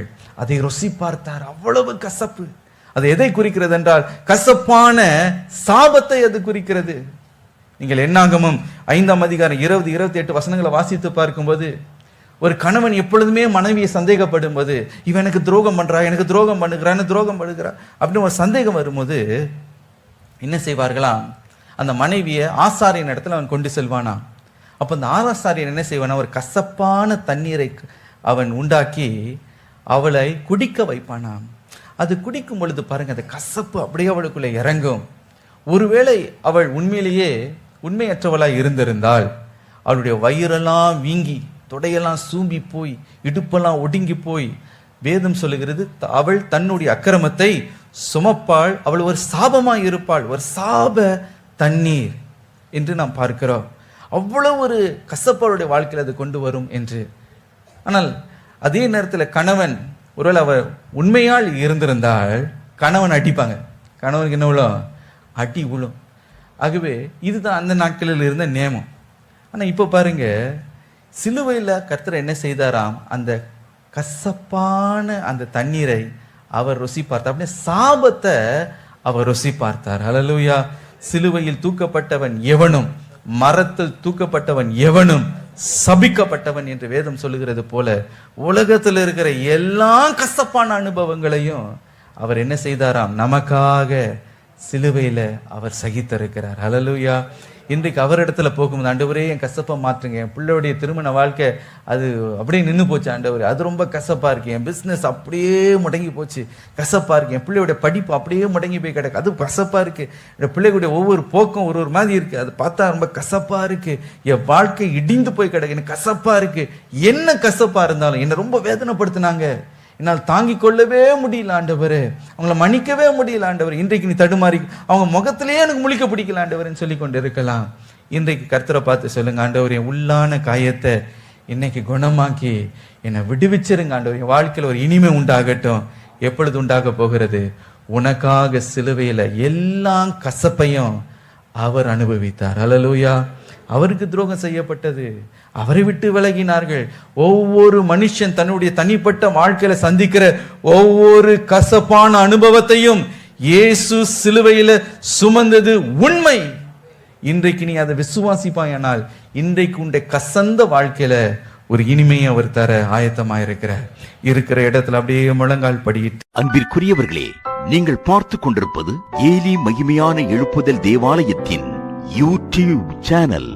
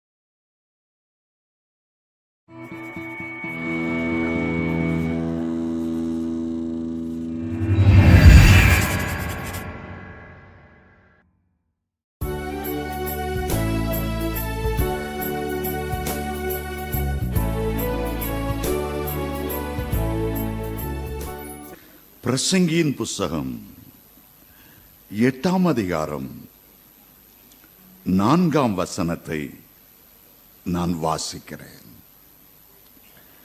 பிரசங்கி 8:4. ராஜாவின் வார்த்தை எங்கேயோ அங்கே அதிகாரம் உண்டு. நீர் என்ன செய்கிறீர் என்று அவனுக்கு சொல்லத்தக்கவன் யார்? ராஜாவின் வார்த்தை எங்கே இருக்கிறதோ அங்கே அதிகாரம் இருக்கிறது. மற்றவர்கள் பேசுகிற வார்த்தைக்கும் ஒரு ராஜா பேசுகிற வார்த்தைக்கும் பெரிய வித்தியாசம் உண்டு. ராஜாவின் வார்த்தை சட்டமாகிறது. ராஜாவின் வார்த்தையில அதிகாரம் இருக்கிறது, ஆளுகை இருக்கிறது, வல்லமை இருக்கிறது. அதை ஒருவனாலும் எதிர்த்து நிற்கவே முடியாது. ஒரு ராஜாவின் வார்த்தை. ரோம அரசாங்கத்தை கீழாய் 100 அதிபதிகள் இருந்தார்கள். 1000 பேருக்கு அதிகாரிகளாய் இருந்தார்கள். 6000 பேருக்குரிய சேனாபதிகள் இருந்தார்கள். ஒரு சாதாரண 100க்கு அதிபதி இயேசுவை பார்த்து, ராஜாதி ராஜாவை பார்த்து சொல்லுகிறார், எனக்கு கீழே 100 போர்ச்சேவர்கள் இருக்கிறார்கள். அவர்களுக்கு என் மேல் அதிகாரம் உண்டு, எனக்கு அவர்கள் மேல் அதிகாரம் உண்டு. ஒருவனை வா என்று சொன்னால் அதிகாரத்துக்கு கட்டுப்படுத்தி மரியாதையாய் அவன் வருகிறான். போ என்று சொன்னால் அவன் போகிறான். ஒரு 100க்கு அதிபதியின் எல்லைக்குள்ளே அவனுக்கு அதிகாரம் உண்டு. ஆனால் ராஜாதி ராஜாவாகிய இயேசுவுக்கு என்ன அதிகாரம்? அவர் வானத்திலும் பூமியிலும் சகல அதிகாரம் உடையவர். 100க்கு அதிபதி ஒரு நோயை பார்த்து, ஒரு பேயை பார்த்து போ என்றால் போக மாட்டான். அவனுடைய அதிகாரம் ஒரு சின்ன அதிகாரம். ஆகவே அந்த நூற்றுக்கு அதிபதி இயேசு ராஜாவினுடைய அதிகாரத்தை உணர்ந்து சொல்லுகிறான், இவ்வளவு அதிகாரம் பெற்ற நீர் என் வீட்டுக்கு வந்து என் வேலைக்காரனை சோமாக்க நான் பாத்திரன் அல்ல. ஒரு வார்த்தை சொல்லும், ஒரு வார்த்தை. நீர் ஒரு வார்த்தை சொன்ன போது உலகமெல்லாம் உண்டாயிற்று. சூரியன், சந்திரன், நட்சத்திரங்கள் எல்லாம் உம்முடைய ஒரு வார்த்தை, வெளிச்சம் உண்டாக கடவுது, உண்டானது. கர்த்தருடைய வார்த்தையினுடைய அதிகாரத்தை அறிந்திருந்தார். ராஜாவின் வார்த்தை எங்கே உண்டோ அங்கே அதிகாரம் உண்டு, அங்கே ஆளுகை உண்டு, அங்கே வல்லமை உண்டு. நம்முடைய ஆண்டவர் உங்களையும் என்னையும் ராஜாவாக, ராஜாத்தியாக அபிஷேகம் பண்ணி இருக்கிறார். நீங்கள் மறுபடியும் பிறக்கும் போது, ரட்சிக்கும்படி போது ராஜாதி ராஜாவின் பிள்ளைகளாய் பிறக்கிறீர்கள். கர்த்தருடைய குடும்பத்திலே பிறக்கிறீர்கள். நீங்கள் தேவனுடைய பிள்ளைகள் என்று அழைக்கப்படுவதனாலே தேவன் உங்களுக்கு பாராட்டி இருக்கிற அன்பு எவ்வளவு பெரியது. அந்த வானாதி வானங்களை உண்டு பண்ணினவரை அப்பா, பிதாவே என்று அழைக்கக்கூடிய புத்திர சுயார் ஆவியை கர்த்தர் உங்களுக்கு தந்திருக்கிறார். ஆனால் நீங்கள் அபிஷேகம் பெறும்போது, பரிசுத்த ஆவியானவர் உங்களுக்குள் வந்து வாசம் பண்ணும்போது, கிறிஸ்துவானவர் மகிமை நம்பிக்கையாக உங்களுக்குள் வந்து வாசம் பண்ணும்போது ஒரு ராஜரீக அபிஷேகத்தை உங்களுக்கு தருகிறார். உங்களுடைய வார்த்தையையும் ஒரு ராஜாவின் வார்த்தை கொப்ப வல்லமையுள்ளதாய் மாற்ற விரும்புகிறார். நமக்குள்ளே வந்து ஆவியானவர் சொல்லுகிறார், என்னுடைய கரத்தின் கிரியைகளை குறித்து எனக்கு கட்டளையிடுங்க. ஆண்டவருக்கு கட்டளையிடும்படி கர்த்தருடைய பிள்ளைகளாகிய நமக்கு ஒரு ராஜரீக அபிஷேகத்தை ஆண்டவர் தருகிறார். அதைத்தான் நாம் வெளிப்படுத்தல் 1:6 இவ்விதமாய் வாசித்தோம். நம்மிடத்தில் அன்பு கூர்ந்து தமது இரத்தத்தினாலே நம்முடைய பாவங்கள் அற நம்மை கழுவி, நம்முடைய தேவனாகிய பிதாவாகிய தேவனுக்கு முன்பாக நம்மை ராஜாக்களும் ஆசாரியர்களுமாய் மாற்றின அவருக்கே மகிமையும் வல்லமையும் என்றென்றைக்கும் உண்டாவதாக. ஆண்டவர் நம்மை பார்த்து சொல்லுகிறார், உலகத்தாரிலும் உங்களை விசேஷமுள்ளவர்களாய் மாற்றினேன். இனி நீங்கள் சாதாரணமானவர்கள் அல்ல, ராஜாவின் வார்த்தை அதிகாரமுள்ள வார்த்தையாய் இருக்கிறது போல நீங்கள் எனக்கு முன்பாக ராஜாக்களாக ஆசாரியர்களாக இருப்பீர்கள். அதை அப்படியே ஏற்றுக்கொண்ட வெளிப்படுத்தல் 5:10 வாசிக்கிறோம். எங்கள் தேவனுக்கு முன்பாக எங்களை ராஜாக்களும் ஆசாரியர்களுமாக்கினீர், நாங்கள் பூமியிலே அரசாளுவோம் என்று புதிய பாட்டை பாடினார்கள். எங்களை ராஜாக்களும் ஆசாரியர்களுமாய் மாற்றினீர். 2 வார்த்தை சொல்லுகிறார். எப்படி இயேசு பிதாவுடைய வலது பார்சத்திலே 2 பாகமாய் வீற்றிருக்கிறாரோ, ஒரு பாகம் ராஜாதி ராஜாவாக ஆளுகிறவராய் இருக்கிறார், மற்ற பக்கம் நமக்காக பரிந்து பேசுகிற பிரதான ஆசாரியனாய் இருக்கிறார்.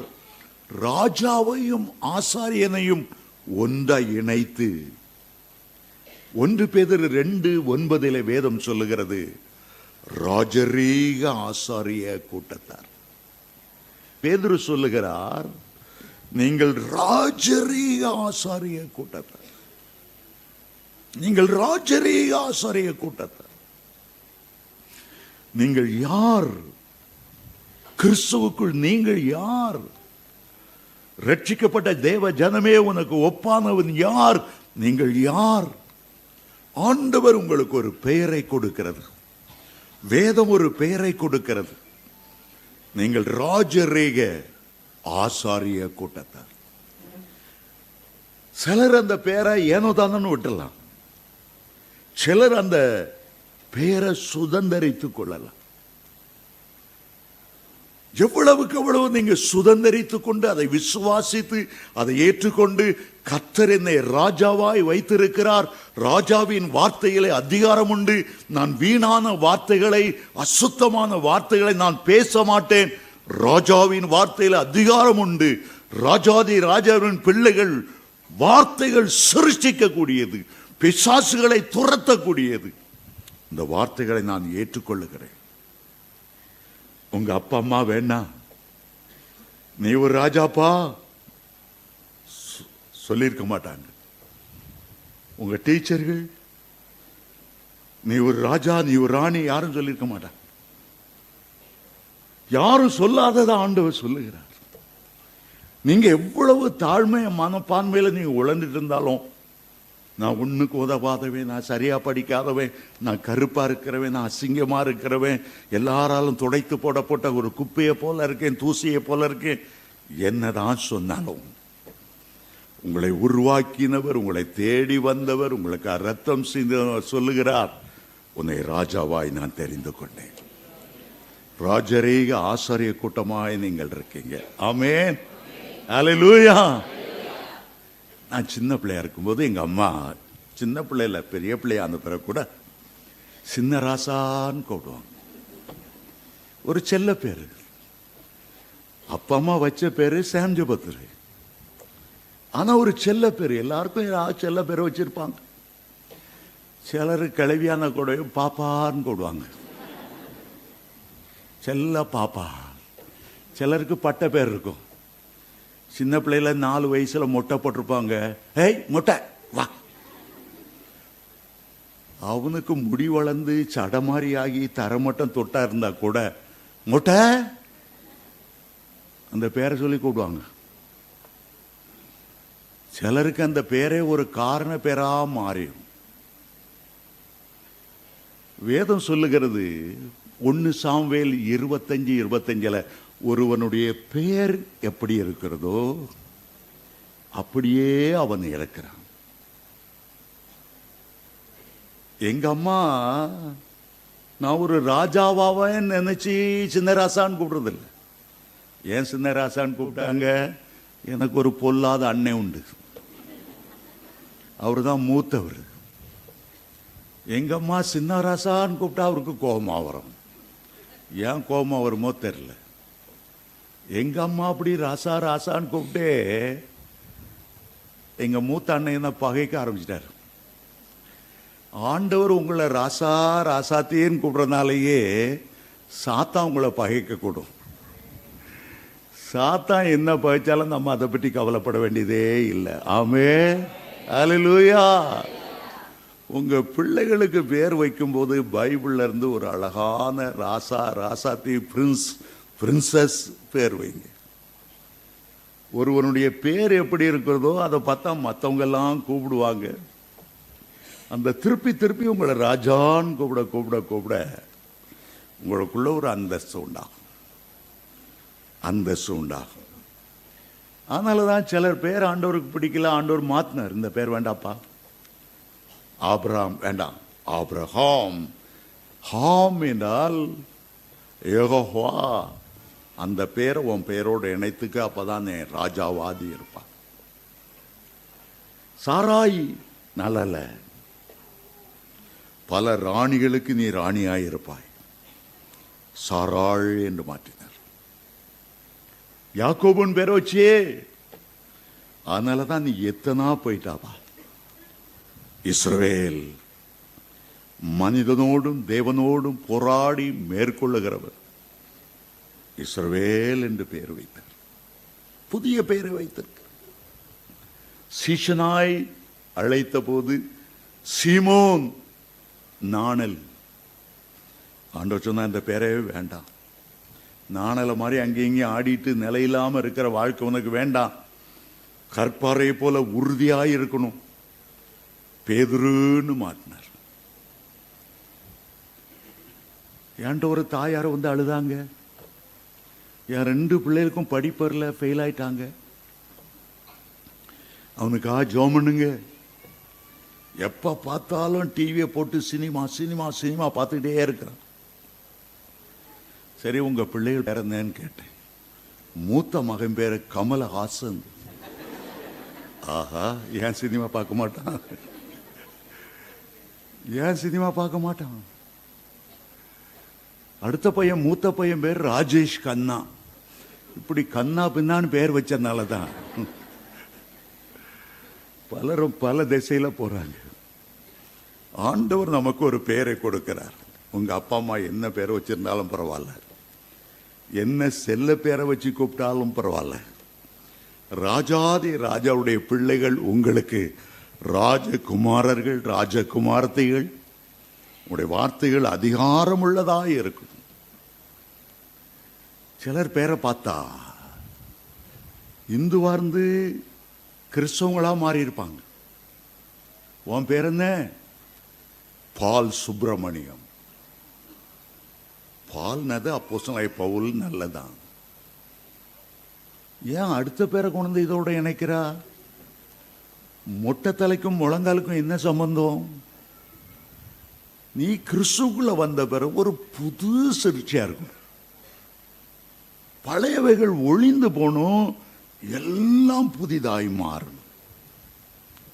யாத்ராமம் 23:13 சொல்லுகிறது, அந்நிய தேவர்களின் பெயரை சொல்ல அது உன் வாயிலிருந்து பிறக்க கேட்கப்பட வேண்டாம். நான் அதை அருவருக்கிறேன்.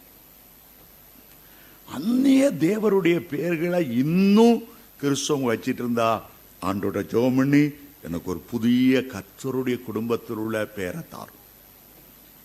சங்கீதக்காரன் சொல்லுகிறார், அந்நிய தேவனுடைய பெயரை சொல்ல சொல்ல உனக்கு வாதை பெருகும், உனக்கு வாதை பெருகும்.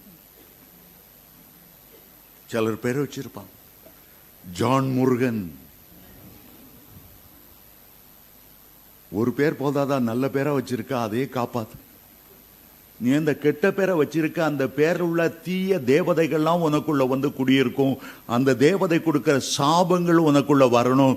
அந்நிய தேவனுடைய பேரை நீ உச்சரித்தா வாதை பெருகும் ஆண்டவர் சொல்லுகிறார். கர்த்தருடைய குடும்பத்தில் உள்ள நல்ல பேரை வைங்க. ஆண்டவர் ஒரு நாளும் ஒரு அந்நிய தேவனுடைய பேரை ஜீவ புத்தகத்தில் எழுதவே மாட்டார். அதை உச்சரிக்காத நம்மகிட்ட சொல்றவர். நீ உச்சரிச்சா சாபம் பெருகும்னு சொல்றவர். அதை வச்சு சாத்தான் வீட்டுக்குள்ள நுழைவதற்கு நீனே ஒரு வாசலை திறந்து கொடுக்கிறாய் என்று எச்சரிக்கிறவர். அந்த பேரை கொண்டு ஜீவ புத்தகத்தில் எழுதுவாரா? ராஜாதி ராஜாவா பார்க்கும்போது விழுந்து போன பிசாசுகள் பெயர்களை தேவ பிள்ளைகள் வைக்கவே கூடாது. சுபாவம் மாறணும், குணம் மாறணும், உடைய பெயர் மாறணும். ஆண்டவர் உனக்கு ஒரு புதிய பெயரை தர வல்லமை உள்ளவராய் இருக்கிறார். ஆபிரகாமுக்கு ஆபிரகாம் என்ற பெயரை வைத்தவர், சாராய்க்கு சாராள் என்ற பெயரை வைத்தவர். உங்களுக்கு ஒரு அருமையான பரலோக குடும்பத்தில் உள்ள பெயரை தரமாட்டாரா? கர்த்தருடைய பிள்ளைகள் கர்த்தருக்காக வைராக்கியமாய் இருக்கும்போது ஆண்டவர் உங்களுக்காக அதிக வைராக்கியம் உள்ளவராயிருப்பார். ராஜா என்று உங்களை நீங்கள் சொல்லும் போதுதான் ஒரு ஆளுகையை பெற்றுக் கொள்ளுவீர்கள். ராஜாத்தி என்று சொல்லும் போதுதான் ஒரு அதிகாரத்தை பெற்றுக் கொள்வீர்கள். ஆண்டவராய் இயேசு இந்த பூமியில் இருந்தபோது ஒரு ராஜாவாகத்தான் இருந்தார். அவர் ஒரு நாளும் வீண் வார்த்தை பேசினதில்லை.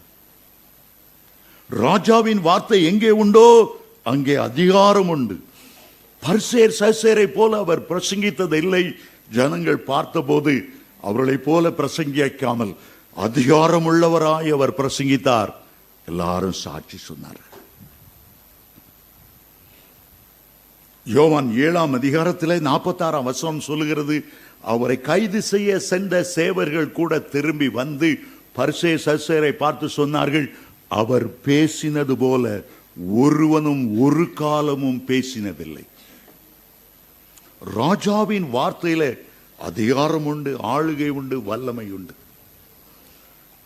தேவனுடைய பிள்ளைகள் அதை உணரும் போது வீணான வார்த்தைகள், கேலியான வார்த்தைகள், பரியாசமான வார்த்தைகளை தவிர்த்து விடுங்க. அதிகாரமுள்ள சிருஷ்டிக்கிற வார்த்தைகளை பேசும்படி கர்த்தருக்குள்ளே தீர்மானம் பண்ணுங்க. 4 சுவிசேஷங்களை வாசிக்கிறீர்களே, எங்கேயாவது இயேசு ஒரு வார்த்தை பேசிட்டு சாரின்னு சொன்னது உண்டா? இல்லை. தவறாய் ஒரு வார்த்தை கூட அவர் பேசினதே இல்லை. தான் பேசினதை திரும்ப வாங்கி கொண்டதும் இல்லை. பார்லிமெண்ட்ல எல்லாம் பேசுவாங்க, எல்லாம் டைரியில நோட் பண்ணிட்டே இருப்பாங்க. பிறகு சாரி, நான் பேசினது தப்பு, அந்த வார்த்தையை வாபஸ் வாங்கி கொள்ளுகிறேன். ஆண்டவர் சாரின்னு சொன்னதில்லை, வாபஸ் வாங்கினதும் இல்லை. அளந்து நிதானித்து வல்லமையுள்ளதாய் பேசினார். எங்கே ராஜாவின் வார்த்தை இருக்கிறதோ அங்கே வல்லமை உண்டு. லாசரு மரித்து போன போது கல்லறை அண்டை வந்து நின்றார். 2 வார்த்தை, அதிகாரமுள்ள வார்த்தை. உரத்த சத்தமாய் சொன்னாராம், லாசருவே வெளியே வா. 4 நாள் மரித்து 4 நாள், சொந்த சகோதரி சொன்னால் 4 நாள் ஆயிட்டே. நாருமே காதெல்லாம் அழுகி குழுகுழுத்து போயிருந்தாலும் அந்த ராஜாவின் வார்த்தை அந்த காது கேட்டது. கைகளெல்லாம் அழுகி குழுகுழுத்து போனாலும் அவன் வெளியே உயிரோடு எழுந்து வந்தார். ராஜாவின் வார்த்தையில அதிகாரம் உண்டு. கடல் கொந்தளித்தது, புயல் வீசினது. கலிலேயா அதனுடைய நீளம் 13 மைல், அகலம் 9 மைல், ஆயிரக்கணக்கான அலைகள்.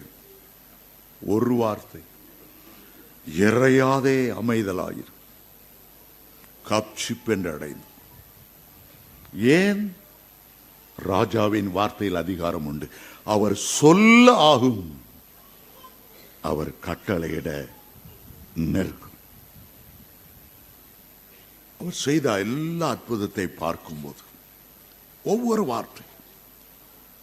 வார்த்தை வார்த்தை பேச பேச பேச நடந்து கொண்டே இருந்தது.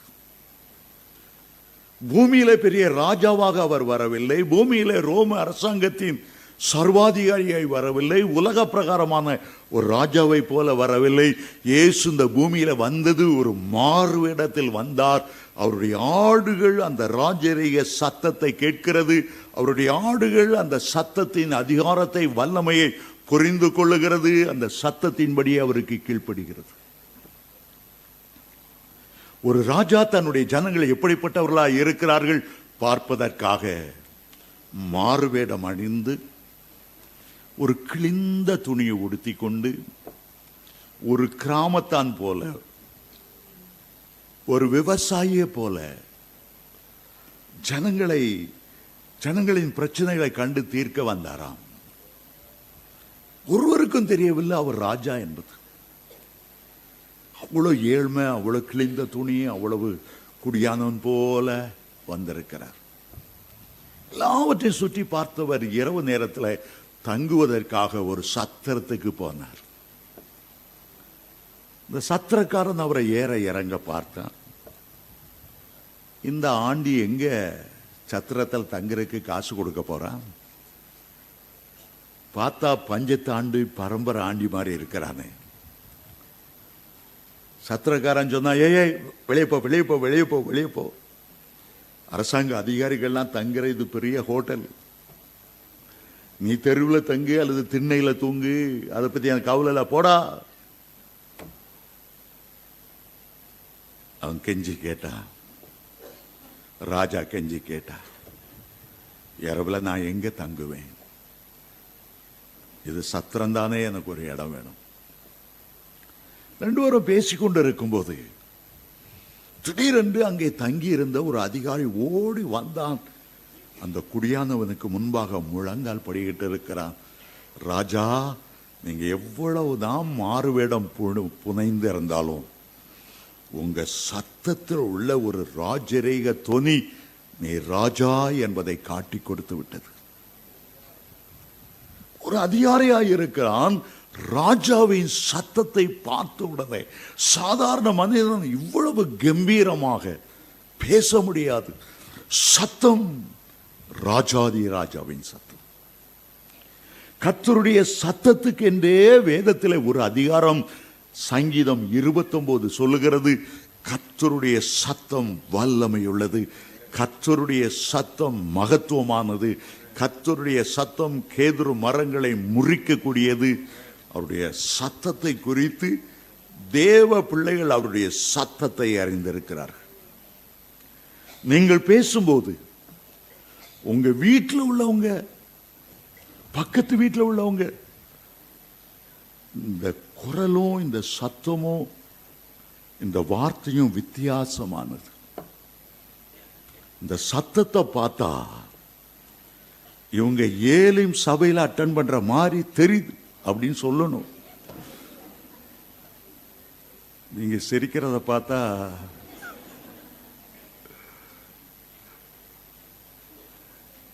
இவ்வளவு நாளும் குப்பத்து பாஷை, குப்பத்து கெட்ட வார்த்தை, அசுத்த வார்த்தையை பேசின குப்பனுக்கு மாத்தமே இல்லை. இன்னும் பழைய வார்த்தை தான், அசுத்த வார்த்தை தான், கெட்ட வார்த்தை தான் பேசிட்டே இருக்கிறார். ஆகவே நீங்கள் பேசும்படி ஆண்டவர் அந்நிய பாஷையை தருகிறார், ராஜாதி ராஜாவின் பாஷையை தருகிறார். ஏசாயா ஒரு புதிய பாஷை பேசணுங்கிறக்கா தான் பலிபீடத்தை அக்கினி கொரடை கொண்டு வந்து அவனுடைய நாவை தொட்டு, இனி நீ பேசும்போது ரட்சிக்கப்படுகிறதுக்கு முன்னால உன் வார்த்தை வித்தியாசமா இருந்திருக்கலாம். கெட்ட வார்த்தை அப்படியே குற்றார அருவி கொட்டுறது மாதிரி உன் வாயிலிருந்து கொட்டிட்டே அசுத்த புழு வார்த்தைகள் கொட்டியிருக்கலாம். ஆனா இப்போ நீ தேவனுடைய பிள்ளையாயிட்டா. அந்த கல்வாரி பலிபீடத்தின் அந்த இரத்தம் நாவுல இருக்கணும். அந்த அக்கினி குரடு பரிசுத்தாவின் அக்கினி உன் நாவுக்குள்ள இருக்கணும். இனி உன்னுடைய வார்த்தை வல்லமையுள்ளதாக வரணும். அப்போஸ்தலனாகிய பவுல் சொல்லுகிறார், கெட்ட வார்த்தைகள் ஒன்றும் உங்களுடைய வாயிலிருந்து, அசுத்த மக்கள் மத்தியில் வாழ்ந்து அசுத்தமானவர்களை பேசியிருக்கவே கூடாது. புதிய குரல் உனக்கு மாறணும். ஹல்லேலூயா, ஹல்லேலூயா. எப்படி லூக்கா 4:32 இயேசு அதிகாரமுள்ளவராய் பேசினாரோ அந்த வார்த்தைகளை ராஜாதி ராஜாவின் பிள்ளைகளுக்கு கர்த்தர் நிச்சயமாய் தர வேண்டும். ஆமென், ஹல்லேலூயா. உங்களுடைய எண்ணத்துல ஒரு ராஜரீக சிந்தை வரட்டும். உங்களுடைய நினைவுகள்ல ஒரு அரசாளுகிற நினைவு வரட்டும். கிறிஸ்துவுக்குள் நான் யார், என் ஆண்டவர் என்னை எப்படி பார்க்கிறார், கர்த்தர் பார்க்கிறது போல நீங்கள் உங்களை பார்க்கும் போது உங்களுடைய எண்ணங்களை அரசாளுவீர்கள், உங்களுடைய வீட்டை ஆளுவீர்கள், உங்களுடைய பிள்ளைகளை ஆளுவீர்கள், தேசத்தையே ஆளும்படி கர்த்தர் உங்களை கிருபை செய்வார். சிலர் கேட்கிறாங்க, இந்துக்கள்லாம் முன்னேற மாதிரி ஏன் கிறிஸ்துவங்க முன்னேற மாட்டேங்க? அவையெல்லாம் டாப் கிளாஸ்ல இருக்கிறான். கிறிஸ்தவர்கள் அந்த அளவு முன்னேறலையே, உயர்லையே, ஆசீர்வதிக்கப்படலையே. அதுக்கு ஆண்டவர் காரணம் இல்லை. நம்ம எண்ணங்கள் மாறல, நம்ம சிந்தனைகள் மாறல. தரித்திரத்திலேயே பிறந்து, தரித்திரத்திலே வளர்ந்து, தரித்திரத்திலே எல்லாத்தையும் சாத்தான் சொல்றான், நீ ஒரு தரித்திரை, நீ உருப்பட மாட்ட. சாத்தான் சொல்றத கேட்கிறாங்களே தவிர கர்த்தர் நீ ராஜா மாதிரி யோசி சிந்தி, நீ உனக்கு இவ்வளோ வாக்கு தத்துவம் உனக்கு நான் தந்திருக்கிறேன், ஒரு வாக்கு தத்துவத்தை நீ பிடிச்சு கேட்கறதில்ல. கர்த்தருக்குள்ள நீ யாருங்கிற நீ புரிந்து கொள்ளல. உன்னுடைய மனம் மாறல. நீ ரட்சிக்கப்பட்டிருக்க அப்படியே இருக்கிற, உன்னுடைய மனம் மாறல, உன்னுடைய சிந்தனை மாறல. ரோமர் 12:2 சொல்லுகிறது, இப்பிரபஞ்சத்துக்குரிய வேஷம் தரிக்காம மனம் புதிதாகிறதுனால மறுரூபமாக அப்படியே இருக்கிறேன், தாழ்விலே இருக்கிறேன், மனம் மாற மாட்டேங்குது. ஆண்டவர் ராஜா ராஜா ராஜான்னு 1000 தடவை சொல்லாலும் அந்த ராஜரீகத்தை அவங்க ஏற்றுக்கொள்கிறது இல்லை. உபாகமம் 1:11 சொல்லுகிறார், நீ இன்னைக்கு இருக்கிற நிலைமையில் 1000 மடங்கு நீ ஆசீர்வதிக்கப்படுவாய். ஆசீர்வதிக்கப்படல. ஏன்? நீ அதை பயன்படுத்தல, நீ அதை ஏற்றுக்கொள்ளல, நீ அதை விசுவாசிக்கல, நீ அதை அப்பியாசப்படுத்தல, நீ விசுவாச அறிக்கை செய்யல. அதனாலதான் அது உனக்கு பலிக்கல. உபாகமம் 15 சொல்லுகிறார், நீ அநேக ஜாதிகளை ஆளுவாய், நீயோ ஆளப்பட மாட்டாய். உபாகமம் 28:10 சொல்லுகிறார், நீ வாளாக மாட்டா. லோயர் லெவல்ல ஆபீஸ்ல உட்கார்ந்துட்டு வாளா உட்கார்ந்து இருக்க மாட்டா. வாளுங்கிறது வாழ்த்தனம் பண்றது இல்ல. வாளுங்கிறது கீழா, தலை தான் அதிகாரி, தலை தான் the head of the department. அந்த தலை மாதிரி நீ யோசிக்க மாட்டேன்ற. ஏதோ மாச சம்பளம் வாங்கினா போதும், அந்த எண்ணமா இருந்தா ஆண்டவர் வாசிக்க முடியாது. ஆண்டவர் சொல்லுகிறார், நீ வாளாகாமல் தலையாவாய். தலை தான் டிசிஷன் மேக்கிங், தலையில தான் ஞானம் இருக்கிறது, அறிவு இருக்கிறது. நீ முன்னேறி முன்னேறி முன்னேறி பெரிய அதிகாரியா மாறணும், ராஜாவா மாறுற வரைக்கும் நீ விட்டுறக்கூடாது. நான் அரசாங்க வேலையை விட்ட பிறகு எனக்கு ஒரு பிரிண்டிங் பிரஸ் தேவையா இருந்தது. ஏன்னா ஆண்டவர் எனக்கு எழுதுகிற ஊழியத்தை கொடுத்தார். நுங்கம்பாக்கத்தில் 3 பெரிய பிராமின்ஸ் சேர்ந்து ஒரு பிரிண்டிங் ஆரம்பிச்சிருந்தாங்க. ஆரம்பிச்ச நாள்ல இருந்து என்னமோ ஒரு பேய்க்கிரிய, அது ஓடவே இல்லை. நிறைய லட்சம் லட்சமா இன்வெஸ்ட் பண்ணியிருக்காங்க. பிரஸுக்குன்னு ஒரு புதிய கட்டடத்தை கட்டியிருக்காங்க.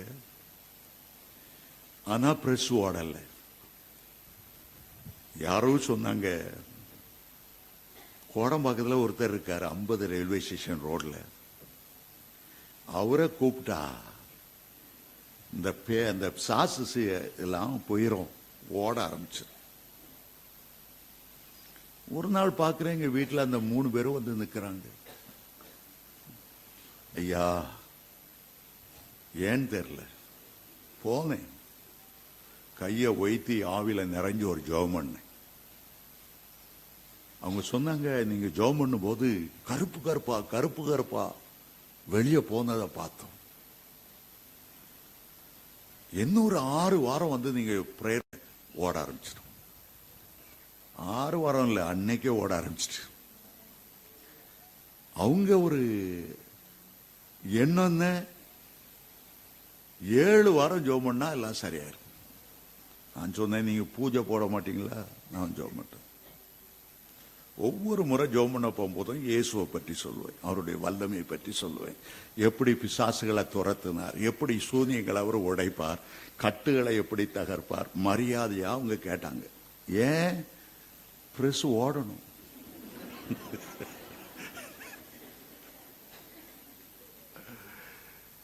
அதுக்கு பிறகு அவங்க சொன்னாங்க, உங்க புக்கெல்லாம் கொண்டு வாங்க, தாராளமா நாங்க பிரிண்ட் பண்ணி தாரோம்.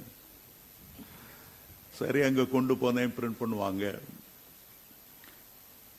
மீதி நேரத்தில் அவங்கள்ட்ட இயேசுவை பற்றி சொல்லிட்டே இருப்பேன். நம்ம காரியத்தை விட்டுறப்படாது. ஆத்தோட செட்டி போனாலும் ஆதாயம் இல்லாம போகப்படாது. இயேசுவுக்கு உங்களை ஆதாயம் பண்ணணும். யாராவது செட்டிமா இருந்தா மன்னிச்சுக்கோங்க. ஒரு நாள் அங்க ப்ரூஃப் திருத்திட்டு இருக்கேன், திடீர்னு எனக்குள்ள ஒரு எண்ணம், என்னுடைய மாம்சீகத்துல ஒரு எண்ணம். 3 பேர் பார்ட்னரா இருக்காங்க, என்னையும் ஒரு பார்ட்னரா சேர்த்துட்டா அப்படின்னு நினைச்சு. அதை நினைச்சிட்டு இருக்கும் போதே என் உள்ளத்துல ஒரு அதட்டுதல். யார் கொடுக்கிற அதட்டுதல்னா, கர்த்தர் கொடுக்கிற ஒரு அதட்டுதல். ஏன்பா, ஒரு பார்ட்னரா இருக்கணும்னு நான் நினைக்கிறா, ஓனரா இருக்கணும்னு நினைக்கப்படாதா? இந்த பிரஸ் என்ன உன்னை ஓனராக்க நினைச்சிட்டு இருக்கும் போது நீ பார்ட்னரை பத்தி ஏன் யோசிச்சுட்டு இருக்கா? ஒரு ராஜாவை போல யோசி. ஆண்டவரே மன்னிவா, நீர் என்ன ராஜாவா நினைச்சிருக்கிற சோத்திரம். 2-3 நாள் தான் விசுவாச அறிக்கை செய்தேன், அதுக்குள்ள 3 பேரும் திருப்பி வந்துட்டாங்க எங்க வீட்டுக்கு. பிரஸ்ஸை வித்துட்டு நாங்க வேற பிசினஸ் போறோம். Very good, very good.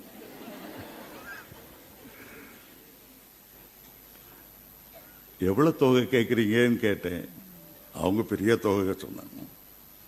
நான் சொன்னேன், எனக்கு நல்லதா, நீங்க விற்கிறது நல்லது, அது எனக்கு விற்கிறது ரொம்ப நல்லது. ஆனா சாம் ஜோதட்ட டப்பு லேது, ஒன்னும் கொடுக்க வேண்டாம், நீங்க டேக் ஓவர் பண்ணுங்க, நீங்க எனக்கு கொஞ்சம் கொஞ்சமா கொடுத்தா போதும். அதை என் கையில கொடுத்துட்டு ஒரு பணம் கொடுக்காமலே வெளியே போயிட்டான். பிறகுதான் கொஞ்சம் கொஞ்சமா இன்ஸ்டால்மெண்ட்ல கொடுத்து சொந்தக்காரனா அதே இடத்துல உட்கார கர்த்தர் கிருபை செய்தார். கர்த்தர் உங்களை குறித்து எவ்வளவு மேன்மையாய் நினைக்கிறார் என்று நீங்க நாம எண்ணுகிறதில்லை. இஸ்ரவேல எகிப்து அடிமைத்தனத்திலிருந்து மீட்கும் போதே ஆண்டவர் சொல்லிட்டாரு, நான் உனக்கு ஒரு தேசத்தை தரப்போறேன். அடிமையா கிடந்தா, ஆளோட்டியல்கிட்ட அடி வாங்கிட்டே இருந்தா, செங்கல் சுட்டுக்கிட்டே இருந்தா, வைக்கோல் கூட உனக்கு கிடைக்கல, பரிதாபமான நிலைமையில இருந்தா, உனக்கு பாலும் தேனும் ஓடுகிற தேசத்தை தரப்போறேன். ஒரு கிரவுண்டு நிலம் இல்லை, அரை கிரவுண்ட்ல வீடு இல்லை, ஒரு சொந்தமா மழை தண்ணிக்குள்ள கஷ்டப்பட்டுட்டு இருந்தா, உனக்கு 1000 ஏக்கர் உள்ள அந்த கானான் தேசம் 31 ராஜாக்கள் அரசாண்டுட்டு இருக்க அந்த தேசத்துல நீ ராஜாவா போய் உட்கார போற. இஸ்ரவேலருக்கு அதை ஏற்றுக்கொள்ள தெரியல. கட்டாத வீடுகளை தருவேன், நட்டாத திராட்சை தோட்ட தருவேன், ஒலிவத்தோப்ப தருவேன். ஆண்டவர் எவ்வளோ சொல்றார், நீதாப்பா ராஜா, நீதாப்பா ராஜா, நீதாப்பா ராஜா. இவங்கள ட்ரெயின் பண்றதுக்கு கொண்டு வந்தா, எகிப்துல எங்களுக்கு கல்றியா இல்ல, ஏங்க கொண்டு வந்தாங்க. எகிப்துல நாங்க வெள்ளை பூண்டு சாப்பிட்டோம், வெங்காயம் சாப்பிட்டோம், அதை சாப்பிட்டோம். அட படுபாவிகளா, நீங்க பெல அடைஞ்சி காண்டா மிருகத்துக்கு ஒரு பெல போய் அங்க எல்லாம் யுத்தம் பண்ணணும், நீங்க ராஜாக்களா இருக்கணும், தேவதூதர்கள் உணவை உங்களுக்கு கொடுத்தா இந்த அடிமைத்தன புத்தி மாறவே இல்லை. அடிமைத்தன புத்தி மாறவே இல்லை. நான் ராஜாவா இருக்கிறேன், கர்த்தர் அதற்காகவே கூட்டு வந்தார், அந்த எண்ணம் வரல. அதனாலதான் நிறைய கிறிஸ்தவங்க கர்த்தர் விடுதலை ஆக்கி இருந்தாலும் அவங்க விடுதலை ஆகல.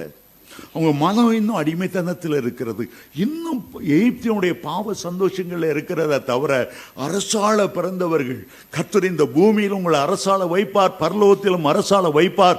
1000 வருடங்கள் நீங்கள் கிறிஸ்துவோடு கூட இந்த பூமியில் அரசாளுவார்கள். எவ்வளவோ வாக்குத்தத்தம் சொல்லியும் வேதம் சொல்லுகிறது, ரோமர் 8:15 கர்த்தர் உங்களுக்கு அடிமைத்தனத்தின் ஆவியை கொடாமல் அப்பா பிதாவை என்று அழைக்கக்கூடிய புத்திர சுவியார் ஆவியை கொடுத்திருக்கிறார். 1 தீமோத்தேயு 1:7 சொல்லுகிறார், நீங்கள் திரும்பவும் பயப்படுகிறதற்கு பயமுள்ள ஆவியை கொடுக்கவில்லை, அன்பும் தெளிந்த புத்தியும் புத்தியுமுள்ள ஆவியை கர்த்தர் உங்களுக்கு கொடுத்திருக்கிறார். கர்த்தர் உங்களை ராஜாக்களாய் பார்க்கிறார். ராஜாவின் வார்த்தை எங்கே உண்டோ அங்கே அதிகாரம் உண்டு. அதைத்தான் ஆதியாகமம் 1 அதிகாரத்திலிருந்து ஆண்டவர் போதிக்கிற காரியம் அதுதான்.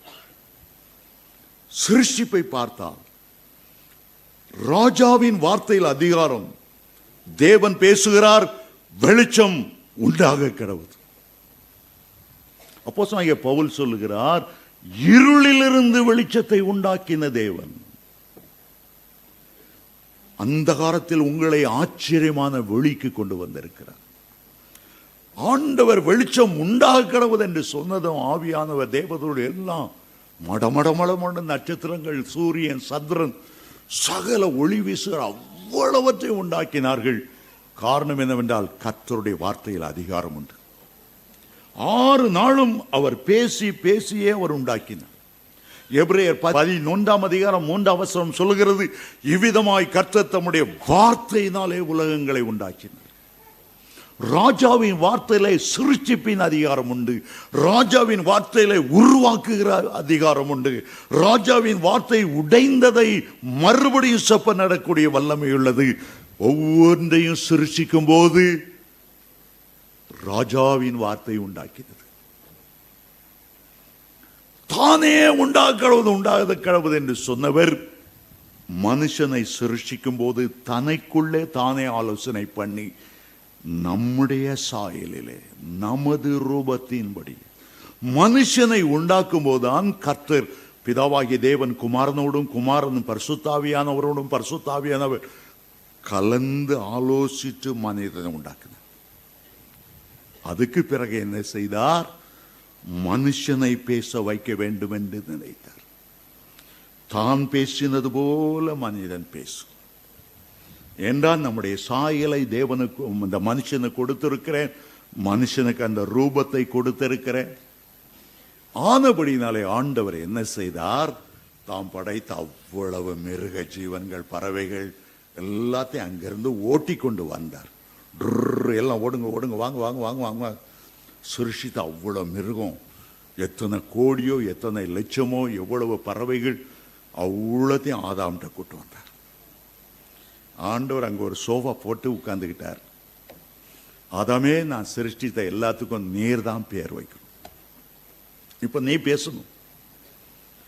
நீ என்ன பேசுவாயோ அதுவே அதோடைய சுபாவங்களா அதோடைய குணாதிசயங்களா மாறும். நீ சிங்கோன்னு பேர் வச்சுட்டேன் தான் குறைச்சிக்கணும்.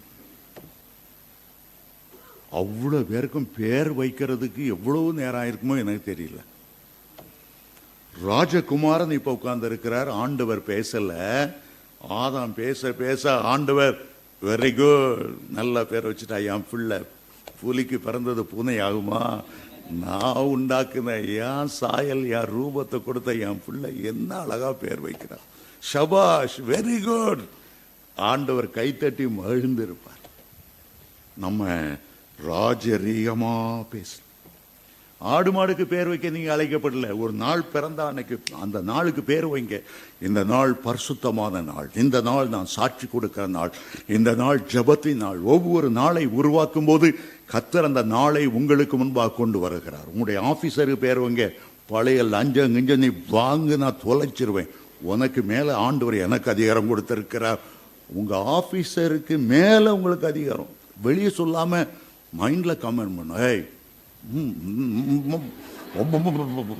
லஞ்சம் கிஞ்சம் வாங்குனா குஷ்டுறோம், சாபம் போட்டுறதுக்கு. கர்த்தர் உங்களை அதிகாரியா வாக்குறார்.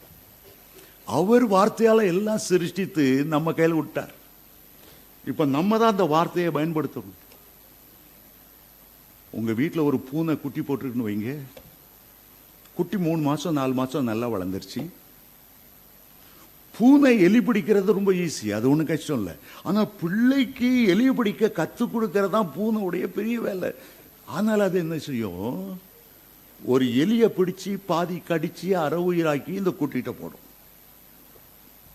பேய் துரத்து, இந்த எலியை மேற்கொள்ளு. இந்த எலிக்கு மேல ராஜாவா ஒன்று அபிஷேகம் பண்ணியிருக்கேன். இந்த பூனைக்குட்டி முதல்ல போனா எலி கண்டு கொஞ்சம் பயமா இருக்கும். முதல்ல தலையை தட்டி பக்கம் பின்னுக்கு ஓடி வந்துடும். தொடம் பிற பார்த்தா அது ஓட முடியல. பிறகு மேலே போகும், பிற மெதுவாக கடிக்கும்.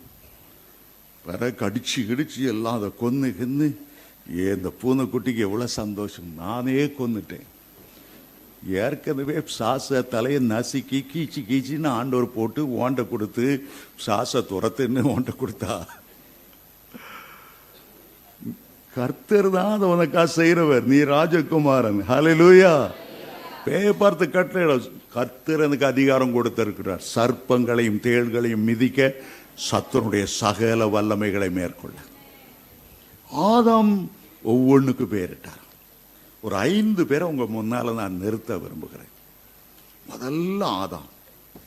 2வது எனக்கு ரொம்ப பிடிச்சது யோசுவா.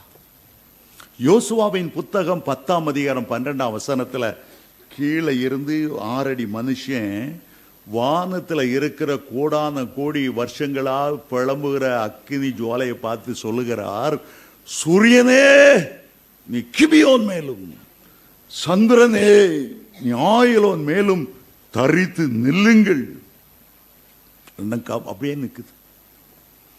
ஒரு சின்ன மனுஷன் 120 வருஷம் மேக்சிமம் உயிரோட இருக்கலாம்.